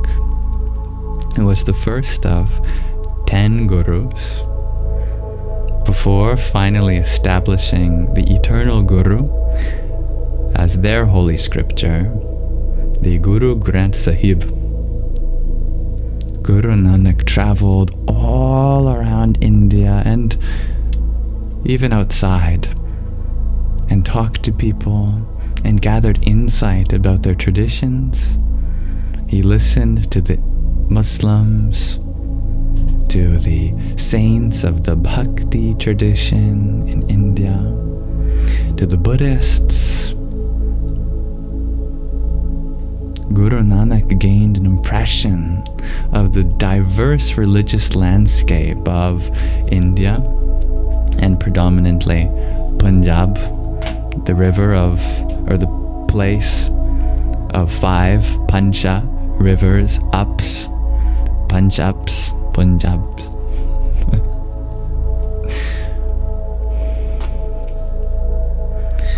And what he did is he created a new tradition which drew inspiration from all these sources and felt as though the divinity expressed in all of them was one, Ek. Ek Ankar. What is Ankar? It's actually the full name of the word Om. Om, Omkara. Through Sandhi rules, joining of sounds, it becomes Onkar, in Punjabi at least. One unified being. Sikhs believe in selfless service as the highest pathway to God. As such, they do feasts that brings together people from all different communities and classes in society, called lagars, I believe. And they always lend a helping hand wherever they can.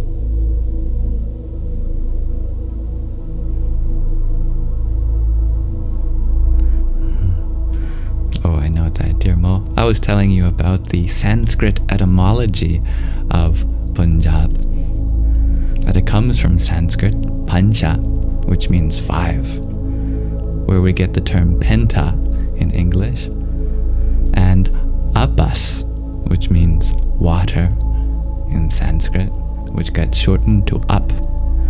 Over many years of the game of telephone, pancha apas gets shortened, its schwa is deleted, and its palatal consonants voiced becomes Punjab.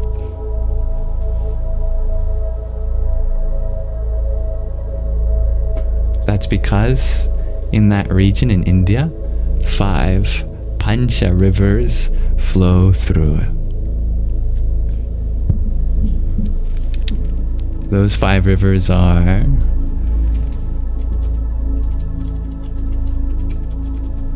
look them up for you. The Satluj, Beas, the Ravi, the Chenab, and Jhelum. These are the 5 Pancha rivers, Apas.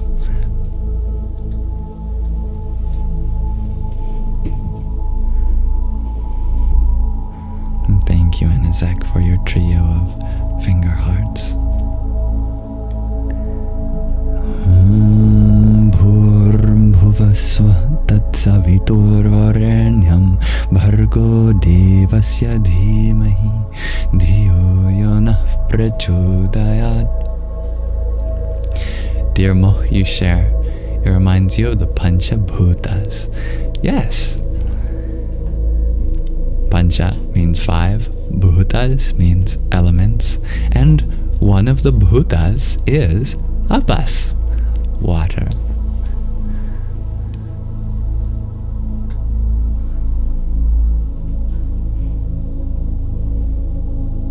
Dear Amber, you ask, have I heard the Vajrasattva mantra before? No, I have not. It sounds Buddhist, as I know that the Buddhists, they love their Vrajas, their symbols of lightning.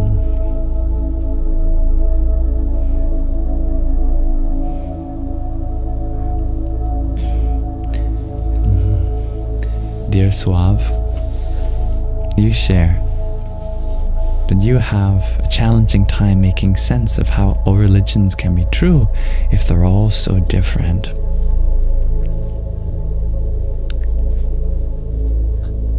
Well, do you remember being a child?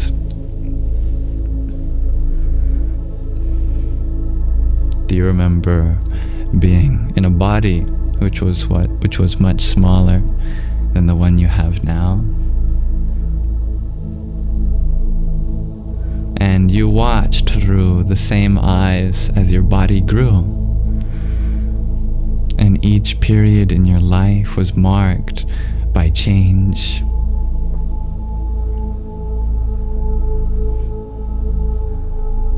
And you have different interests now in some areas of life than you did before. You wore different clothes. You listened to different stories. You played different games. You had different friends. Every part of your life, part of you, has been different in each. And yet, there remains an unchanging part of you that someone, like a family member, can see you and recognize you as the same being as the one that was once a baby, that was once a toddler, that was once a small child, an adolescent. So too, the various traditions in the world, they all appear as an expression of the same being behind, no matter what that being looks like, what kind of clothes they wear, the way in which they express themselves. Just as you have always been the same being, but have grown, evolved, so too the world grows and evolves, and many different traditions come out of that.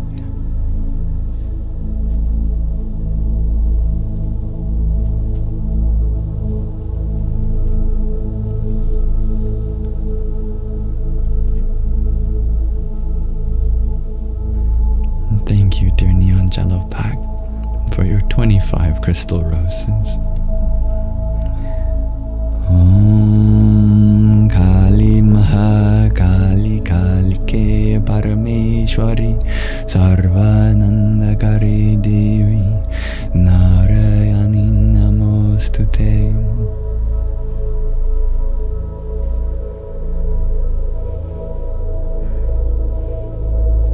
It sounds beautiful, dear Amber. Dear Rick, you ask, do I have any meditation practice? My biggest dhyana is my karma. My biggest meditation is my action. I strive to meditate in the service that I do unto others. And as long as I am in service to others, then for that long I am meditative.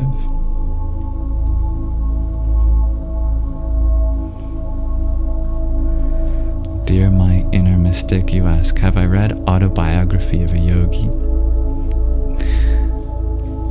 Have I read Autobiography of a Yogi? Have you seen my recent video about the bench? Go and watch that and come back. It's only a minute long or less.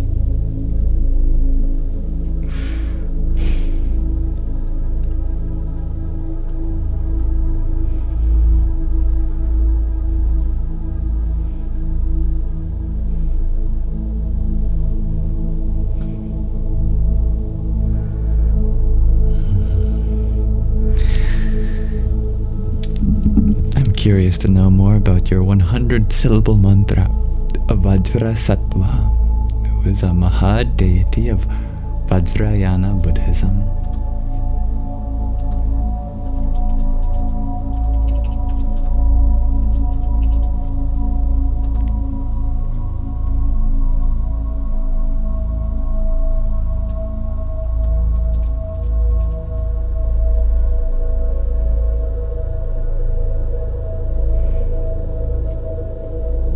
Where can I find this mantra?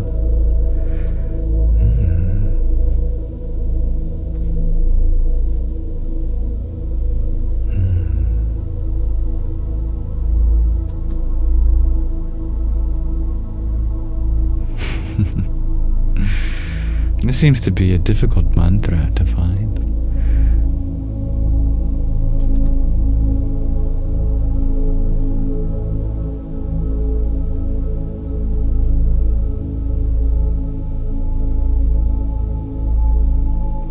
Found it. Om Vajrasattva Samaya Manupalaya Vajrasattva Tenopadhishta Dridho Me Bhava Sutho Khayo Me Bhava Supho Khayo Me Bhava Anurakto Me Bhava Sarva Siddhi Me Prayacha Sarva Karma Sutta Me Sitam Shreyang Guru Hom Ha Ha Ha Ha Ho Bhagavan Sarva Dhatagata Vajrama Me Mancha Vajri Bhava Mahasamaya Sattva Ah.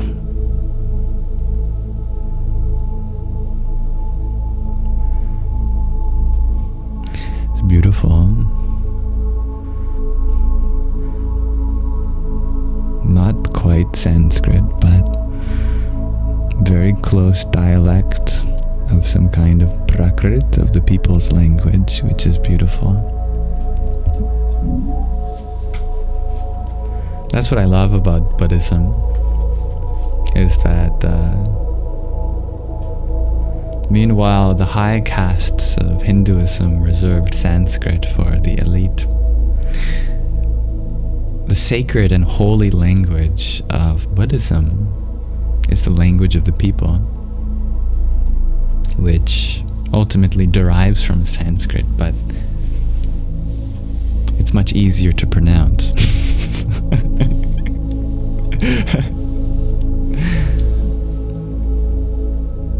Truly is a way of life of the people, the common people.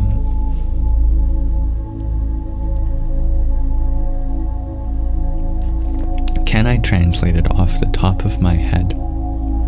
No, but I recognize many words. Vajrasattva Samaya Manupalaya Vajrasattva. Protect the Samaya, What is the Samaya? Samaya is the Vajrayana commitments taken when receiving empowerment. It says, Tenopatishta dridho me bhava. May you remain firm in me. Sutto khayo me bhava. Grant me complete satisfaction.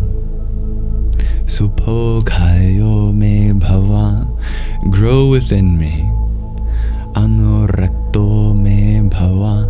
Be loving towards me. Sarva siddhi me prayacha. Grant me all siddhis, spiritual abilities. Sarva karma sutsa me. Show me all the karmas. Citam shreyang kuru. Make my mind good, virtuous, and auspicious. And then there's all sorts of bija, sacred seeds. Bhagwan sarva tathagata. O Blessed One, who embodies all the Vajra Tathagatas, who are, of course, holy beings in Buddhism. Vajri Bhava. Oh, sorry, I skipped a line. Vajra Mame Mancha. Do not abandon me. Vajri Bhava. Grant me the realization of the Vajra, the thunderbolt nature.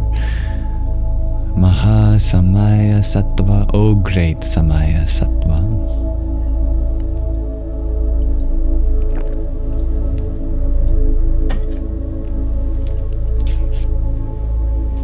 And thank you, dear Reina Priyaji, for your trio of rosas and Rosa. Om Mani Padme Hum. Dear Popo, you ask, is healthy, pure, shared love between two humans possible? Let me rephrase your question.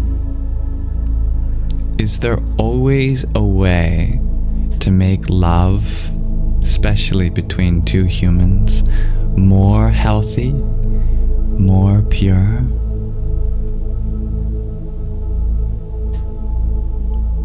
Yes, of course.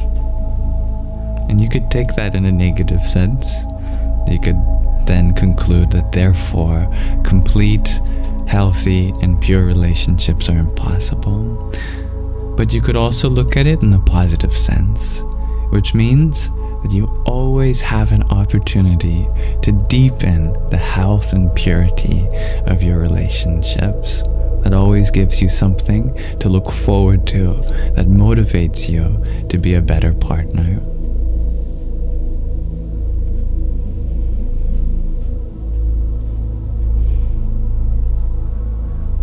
Dear Ak, you share you're currently in the solitude phase of spiritual awakening. Did I ever go through that?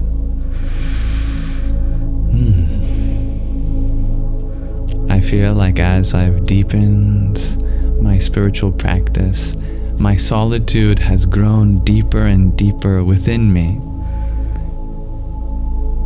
And the less solitude I seek in a worldly sense, I do so by taking refuge in a spiritual sense.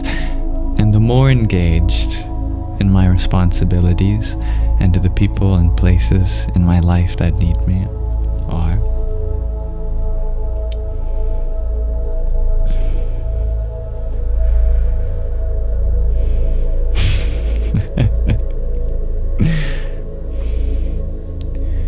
Dear Daddy, you ask, can you manifest and shift reality overnight? There are many things that can happen overnight. When it comes to making a more permanent difference in our world, these things generally don't happen overnight.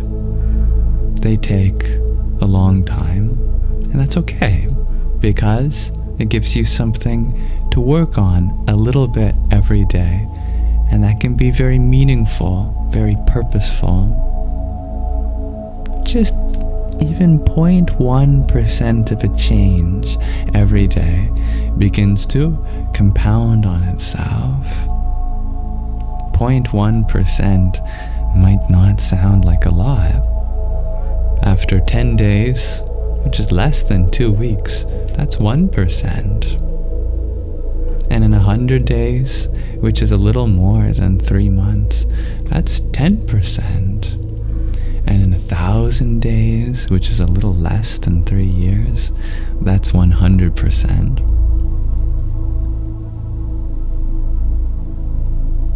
I feel that part in you that wants a dramatic change to happen, and that's beautiful.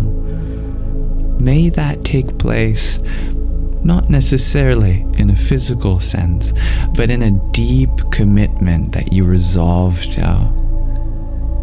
May what changes overnight be your inspiration to make change, rather than the change as it takes place physically.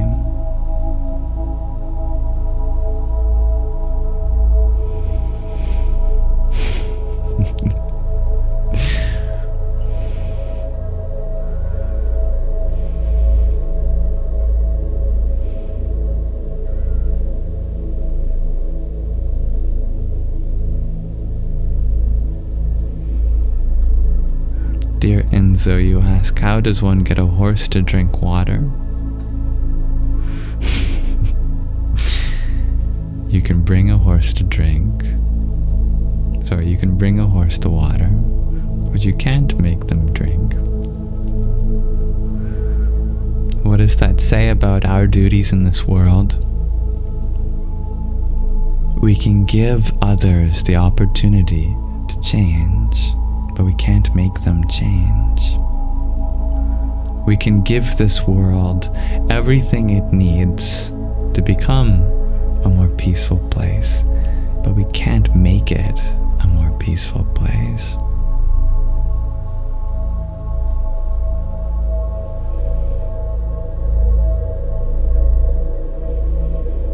And thank you, dear Anazak, for your 11 roses.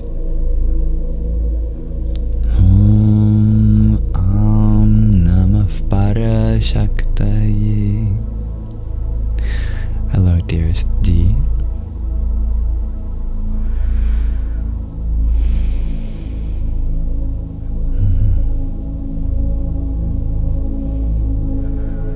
Dear Pterodactyl, you ask, have I heard of Meher Baba?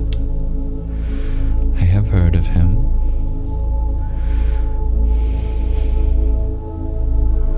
He was regarded as an avatar by his devotees, a descension of the Holy Spirit, one whom came back by another being who claimed to be the reincarnation of Meher Baba.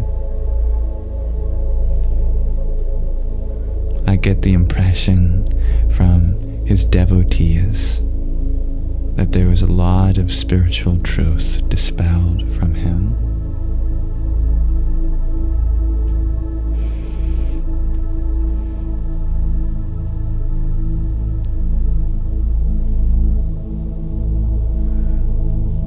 Dear Matthew, you would love if I would talk about the egg theory.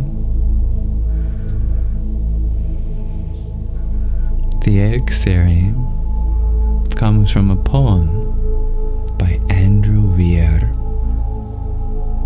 about a cosmic egg that represents the universe. Or if I can be even more accurate, that the universe embodies a cosmic egg. It was made popular by the animation studio Kurzgesagt on YouTube, who made a beautiful complementary animation to the poem. Goodbye, dear Noor. May you take care of your head and its egg. It recounts how after death, a being is face to face with another being, which could be likened to God. Lots of questions get asked back and forth between the person and the divine. And ultimately, the divine sends the person back in time to be reincarnated. This might be a topic that you're already familiar with, reincarnation. But the idea of reincarnating back in time brings all sorts of new information. For example, it allows for the possibility of just one being, you and me, who are just at different parts in reincarnation, as though we have all played each other's role, or will at some point, like one being going forward and backwards in time, so that at any slice of time there appears to be a world populated by billions and trillions of beings, but it's actually the same soul. And one day, after trillions of incarnations, as the whole universe, just like an egg, that being grows and becomes something of God. And there are many universes, each their own cosmic eggs, filled with the spirit of a singular being, going through the motions of life after life.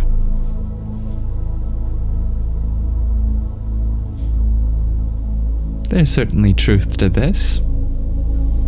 The idea that we all share the same self, ultimately.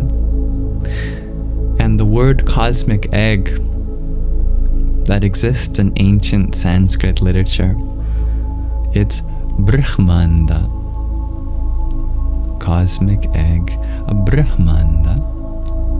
And indeed, in ancient Indian philosophy, from which this poem was likely inspired, it's said that the creator, Brahma, takes on the form of Hiranyagarbha, a golden egg, and populates a universe, Brahmanda, that universal cosmic egg, with beings that are but little extensions of that creator, and that there are many Brahmandas all throughout the multiverse.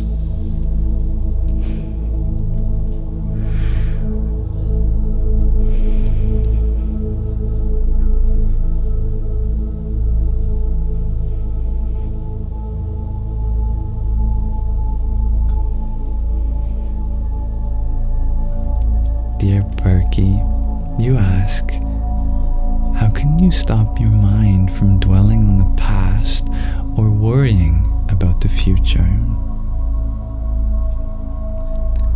What you are describing is suffering your memory and your imagination, the faculties of past and future.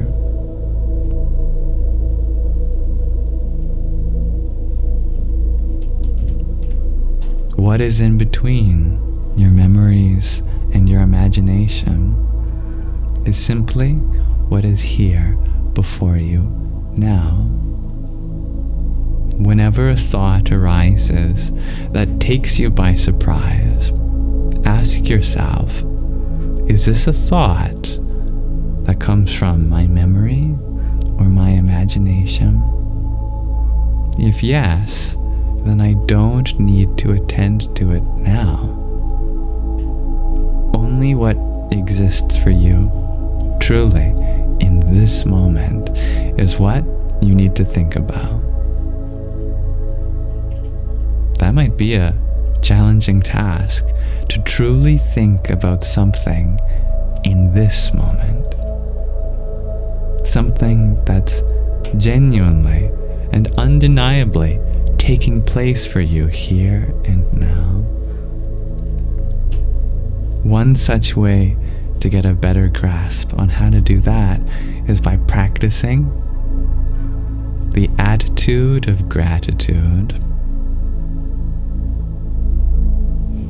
Is there something in this moment that you can be grateful for? Even if it's something so simple, like the fact that the earth is still below your feet, or that there's air in your lungs, your heart continues to beat, your eyes continue to see, that at this moment you are safe, you are okay.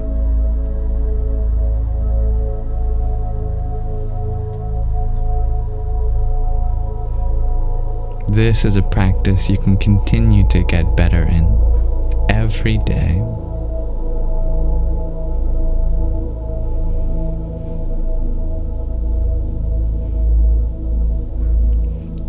Dearest Cass, I send you as many virtual hugs as your heart needs, and I see you, I hear you, and I feel you.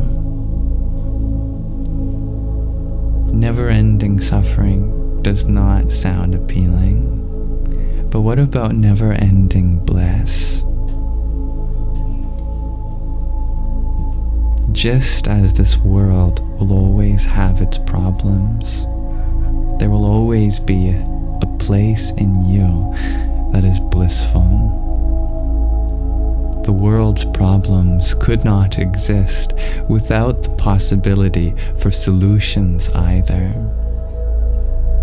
And solutions have to come from somewhere. And if they don't come from a broken world, they come from your whole unbroken spirit, which has always been there since the dawn of time and will continue to remain so. You have come into this world with nothing, not even a body. That had to be borrowed from Mother Nature. And she has invested you with her clay, molded into your form, so that you may leave the world a better place. That could only happen if she entrusted in you something that you brought here.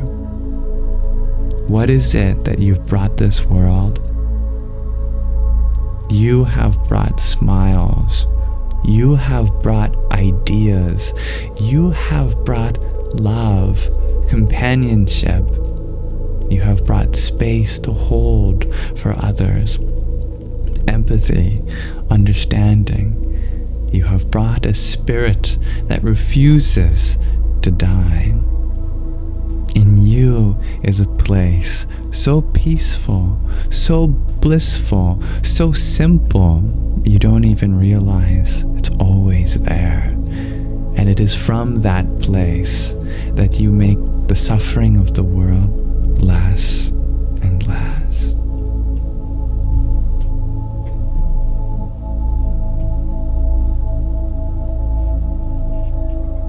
Thank you, dear Asma, for the heart me that you send. Jaya Satchit Anandam.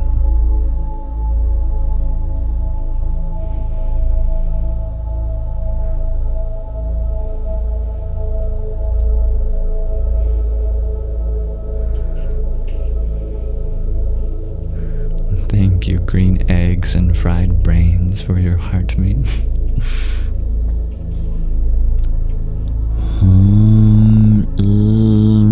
Maya Shaktai Namah.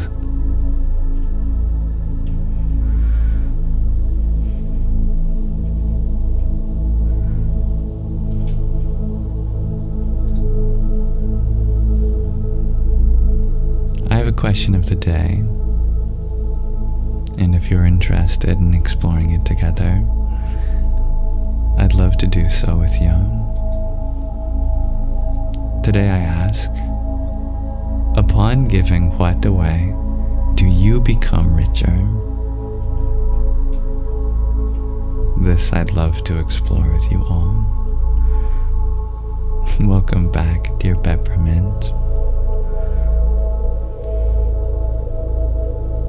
An egg. I like that card. Smiles. Shares gardening, Greg RG. Desire for worldly pleasure. Shares Mo. Attention. Shares Ruri. Control. Shares user 308. My desires. Shares Matt. Love. Shares Aaron. Fear. Shares Anna. Anxiety. Shares Peppermint. Help to others. Shares Mo. Unnecessary fear qualifies Anna. Love. Laughs. Shares Skiels. Myself. Shares Al-Haji. Laughter, compassion, and joy. Shares Dansuela. Anything. Shares Talitha. Kindness. Shares Chin.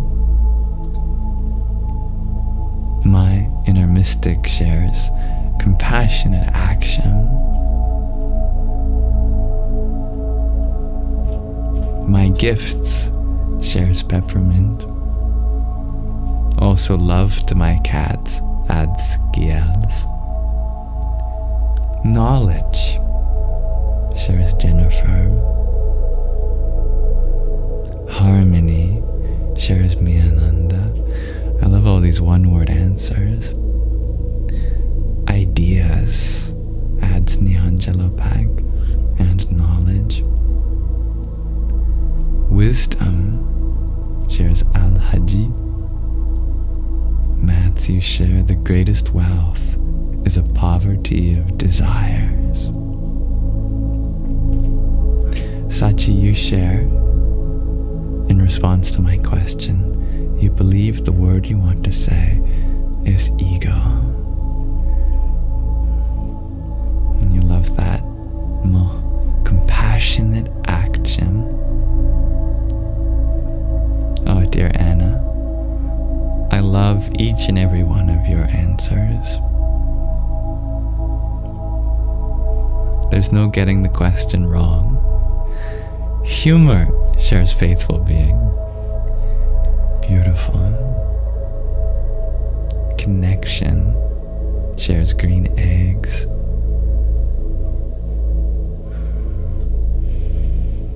Dear Cass, you missed the question.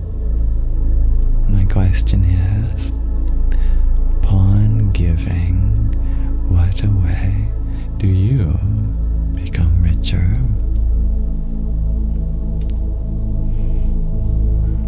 Reminds you of that song by Red Hot Chili Peppers, Give It Away, shares Crossfires. Everything adds Al-Haji. Helping other people too, shares Skiels. Reassurance shares Nyanjalopag. Forgiveness shares Jennifer. Moh, you share giving your time like Yam does for you all. And we too become richer together.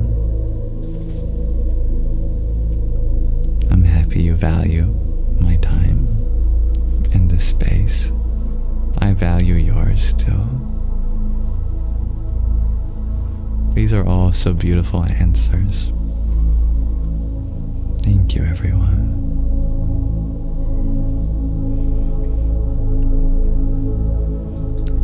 pause our question of the day there for now. But I'll add to that what Berkey shares. By giving away attachment, ego, and fear, you open yourself to true abundance.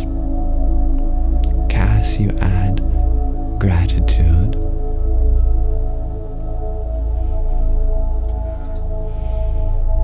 Dear Shield Wolf Knight, you share, giving away love with no expectations makes us richer.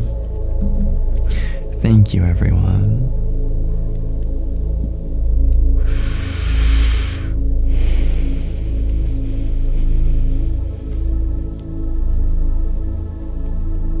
Let's turn our attention inwards as we embark on the final portion of this Sangha, which is our Nididhyasana, dedicated to implementing the things that we stumble upon. Om Namah Shivaya. I hear a cat at my door. I think someone wants to say hi. Would you be interested in seeing a furry feline friend? We'll see who it is. Is it Sandy or Shadow? Make your bets now.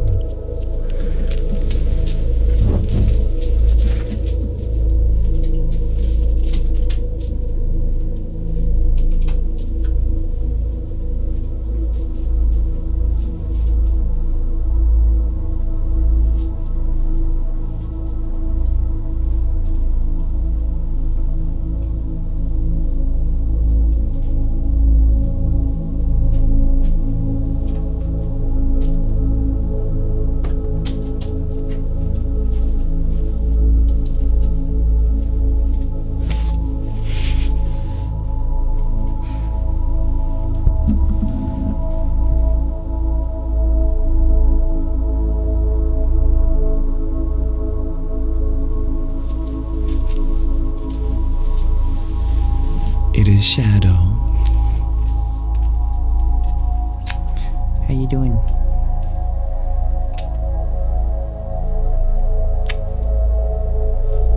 All right. Thanks for saying hi, Shadow.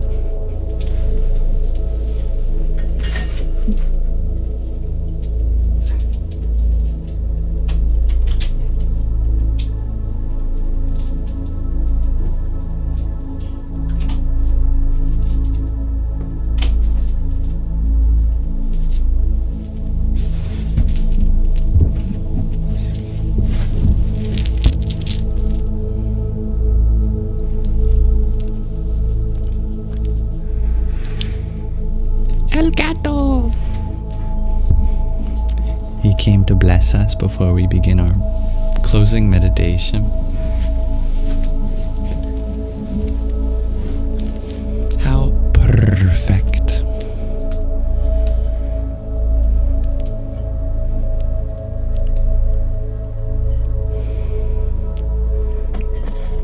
Mitzi wants to know where he went. Back outside.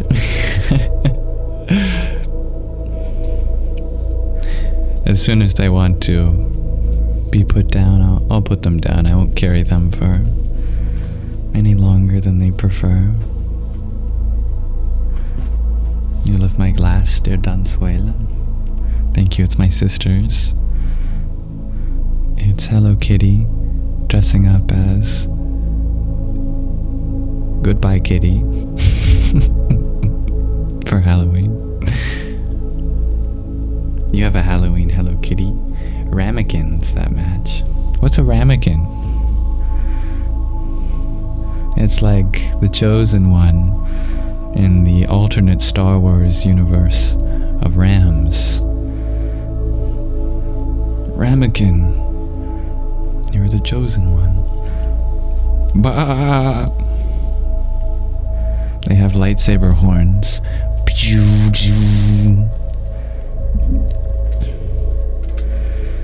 It's a little sauce cup. What they make souffle and creme brulee in terms of food. Ah. see. Hello, dear Katie. Happy to have you here. Alright. I would like to end with a nice meditation.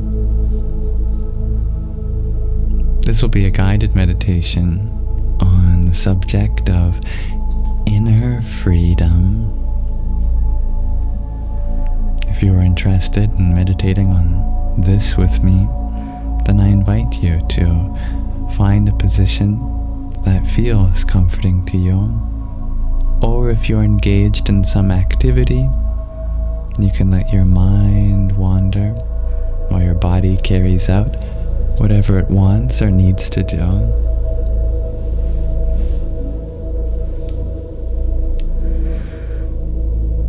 And we'll find our breath as soon as we are comfortable and sturdy.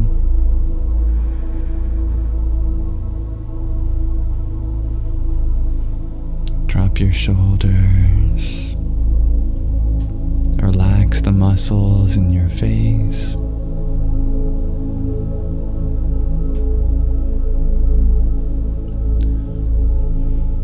Slightly curl the corners of your lips into a smile.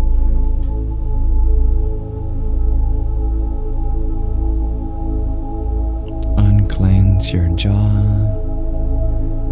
and your abdomen and your glutes. Let energy go where it needs to in the body.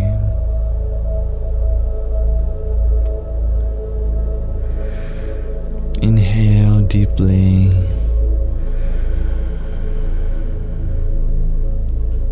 Filling your tummy, chest, then head with breath. And release.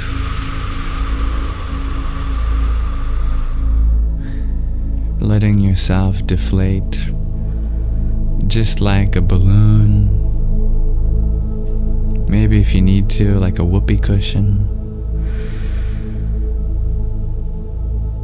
That works too.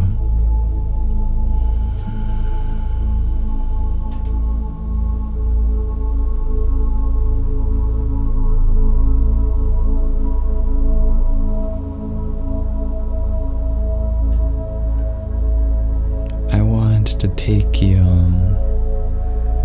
to a place, a state where you can observe that this inner world is completely free. It just might have poor management at the moment.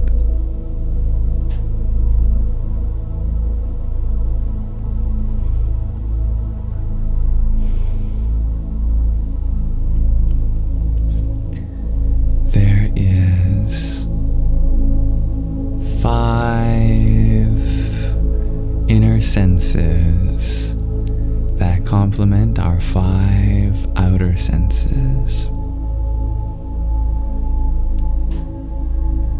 Knowing the relationship between the inner 5 senses leads to freedom, inner freedom.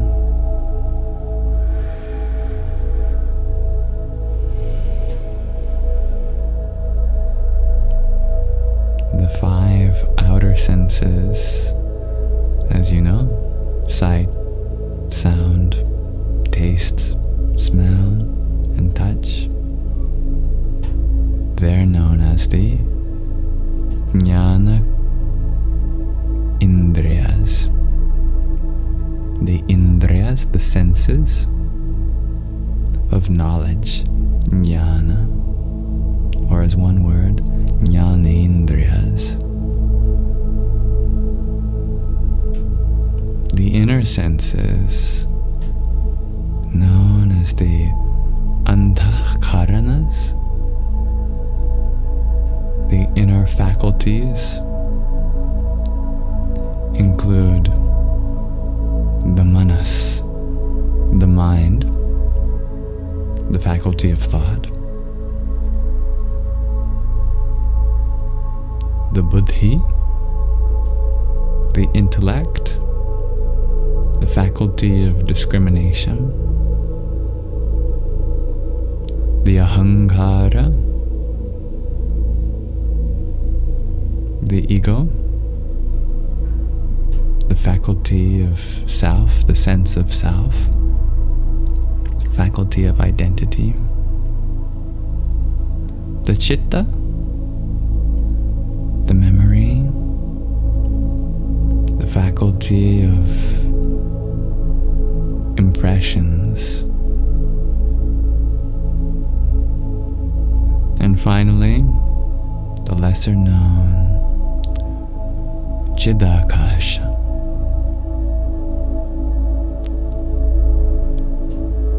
the space of consciousness.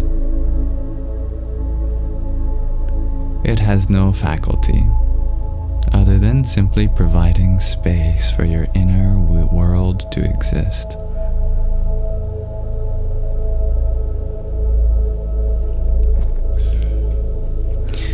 We'll work from the top down, starting from the Chidakasha, the space Akasha of Chit consciousness.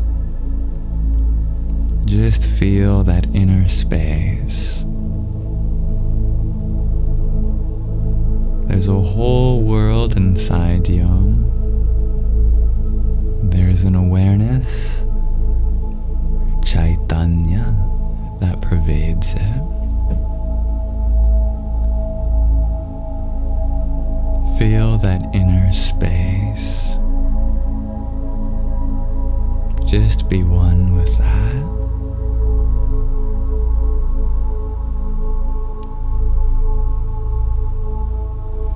Observe how in that space there are many impressions that form your chitta, your memory. Memory not in terms of thoughts, but like memory foam. There's all these impressions. There's all the sounds that you've heard today. There's impressions based on how you felt today. Sights, emotions, tastes, smells. They all leave an imprint in your Chidakasha. There's impressions that have been there for years. Those are core fundamental beliefs. If you're wounded, traumatized, there's deep impressions that are like mental scars. You can feel that groove of some insecurity, and that's okay.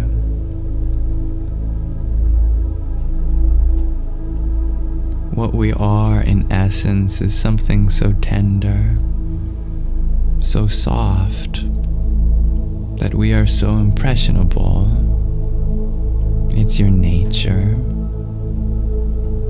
Don't be embarrassed to have these wrinkles and scars. They're called samskaras, impressions. And it all smoothens out over time. It is from these impressions that informs our ahankara, our ego, not in the negative sense. This is a positive word. It's a good thing. The ahankara, our sense of self, is so important. We need it in the world. This ahankara is the impressions that you choose to identify as. Maybe you have a deep wound from childhood, but that doesn't automatically become part of your ahankara unless you choose for it to be.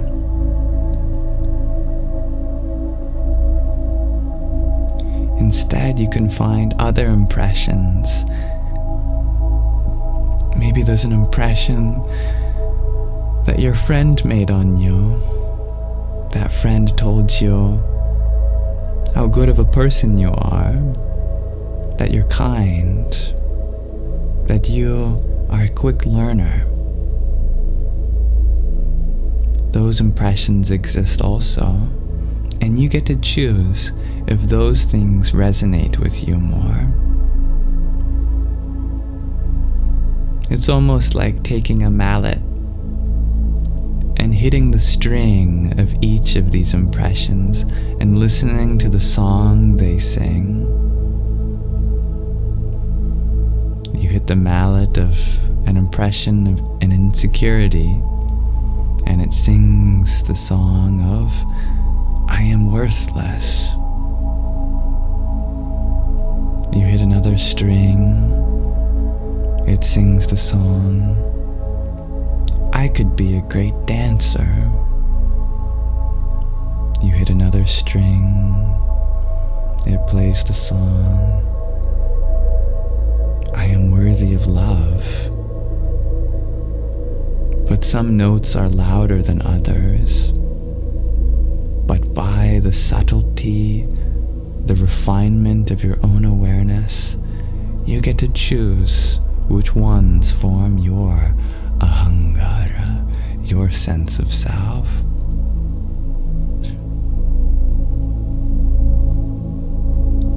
Whatever your sense of self is, it is from there that we seek to expand, to grow, to understand. What you choose to identify with, that you see in the world. A fighter will always look for a fight. A learner will always look for something to learn. A lover will always look for love. A poet will see nothing but poetry. What do you want to see in the world? Let that be you. Whatever you then see in the world, you gain the knowledge of. A fighter learns how to fight. A learner learns how to learn. A lover learns how to love. A poet learns how to poetize. That is what informs our buddhi, our intellect. Our intellect is running like a program off the knowledge that we get from our sense of self.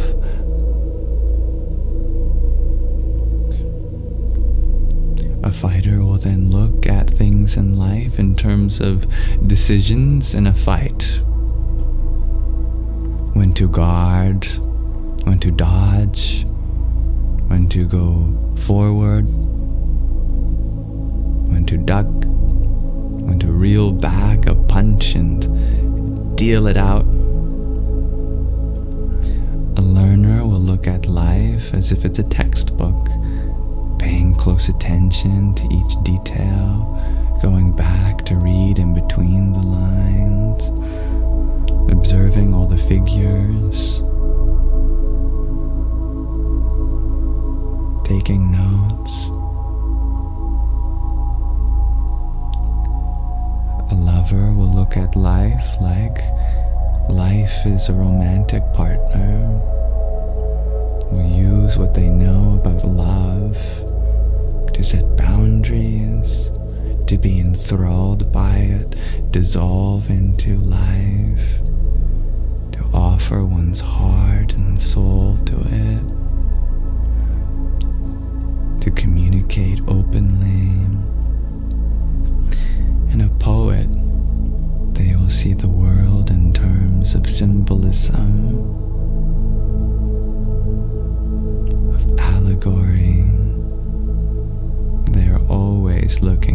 beneath the surface to get a deeper feeling.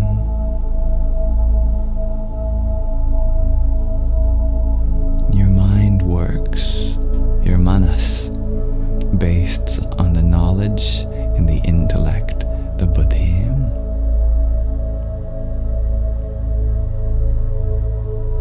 And your mind becomes a reflection of that self.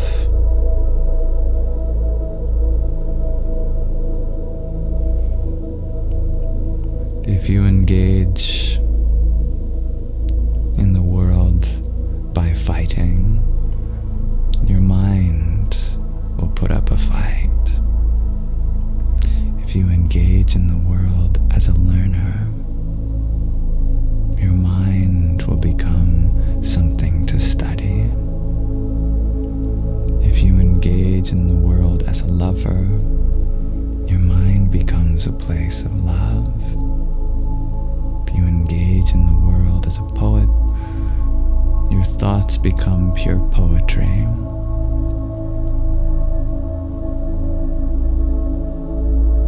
So, this is the relationship between the andhakaranas, the inner faculties. Your impressions inform your sense of self. Your identity informs your intellect. Your decisions inform your mind. From chidakasha to chitta to ahankara buddhi to manas, it all flows from what you pay attention to. The most powerful force that you control is your own awareness, your own field of consciousness. If you want to change the world, change your mind. And if you want to change your mind, direct your awareness to exactly what you want to see in the world.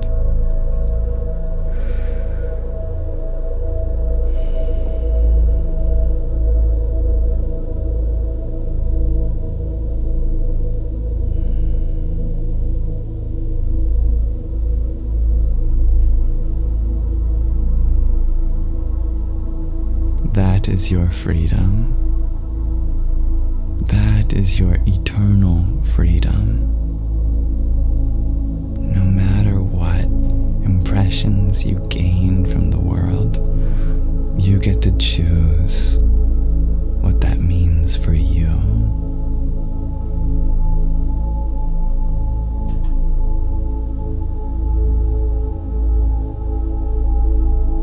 This is the highest free will.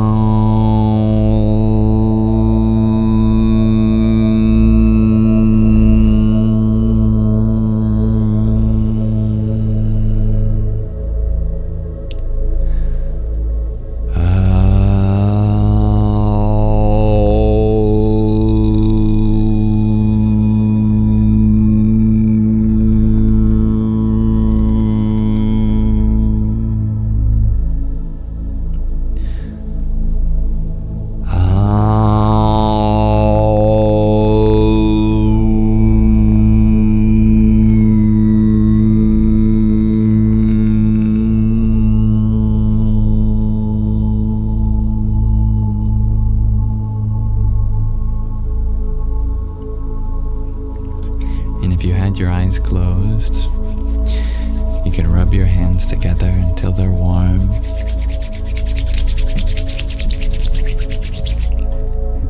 Place them over your eyes. Feel the warmth emanate from your hands and fingers. Gently rub, gently. Gently, gently, gently. And blink blink a few times and open them. Thank you for meditating. Namaste. That concludes our Nididhyasana, our final portion of the Sangha, and with it our Sangha as a whole.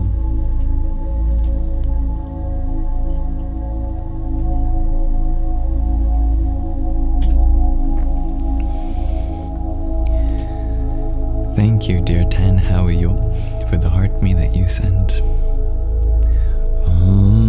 Sadhyo jatam prapadyami sadhyo jataya vai namo namah bhave bhave nati bhave bhavasvamham bhavodbhavaya namah.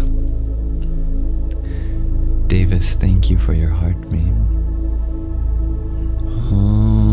Vamadevaya namo jishtaya namo shrishtaya namo rudraya namah kalaya namah kalavikarnaya namo balaya namo balavikarnaya namo balapramathanaya namah sarva bhuta damanaya namo manonmanaya namah.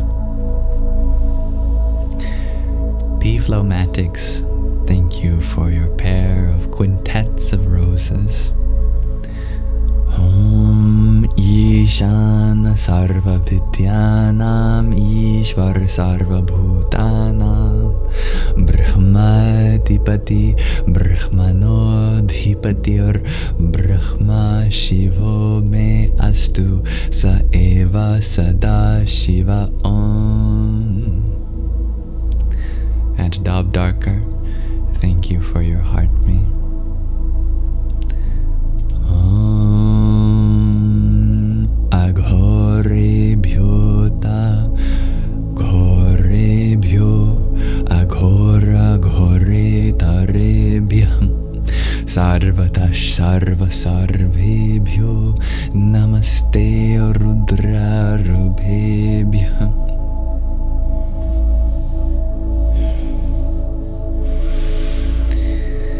Hello, dear Besto, and goodbye. Thank you all for being here. May you have a wonderful rest of whatever time it is for you. Your evening, your morning, your afternoon, your night. Thank you to my lovely moderators for helping keep the peace. May this live stream be an offering to the divinity within you. Om Asato Ma Sadgamayam Tamaso Ma Jyotirgamayam Mrityor Ma Amritangamayam. Om Shanti Shanti Shanti. Om. Lead us from the unreal to the real, from darkness to the light, from death to deathlessness. May there be peace in us, may there be peace in our environment, and may there be peace in the forces that act on us. If there's any way in which I can make this space more inclusive for you or anyone next time, please let me know. Hold me accountable to that. Keep me humble. Do know that this live stream will be posted to my Yamsox ASMR YouTube channel, which is linked in the link tree in my bio, as is all the other connections to various platforms. My inboxes are always open on Instagram, Telegram, WhatsApp, email, for free, and I go through my messages every day in case you want to share something, or if there's something I wasn't able to attend to within a live stream. All the other live streams are posted to my Yamsox Live's YouTube channel, the ones that aren't ASMR Sunday themed. But on such a channel is still where I post the meditations from this live, as well as the readings that we did, like from The Journey Home, where we finished the 3rd chapter of the 2nd act. If you ever want to figure out what happened before that point, if this was your first time reading, all of the other readings are there in a playlist.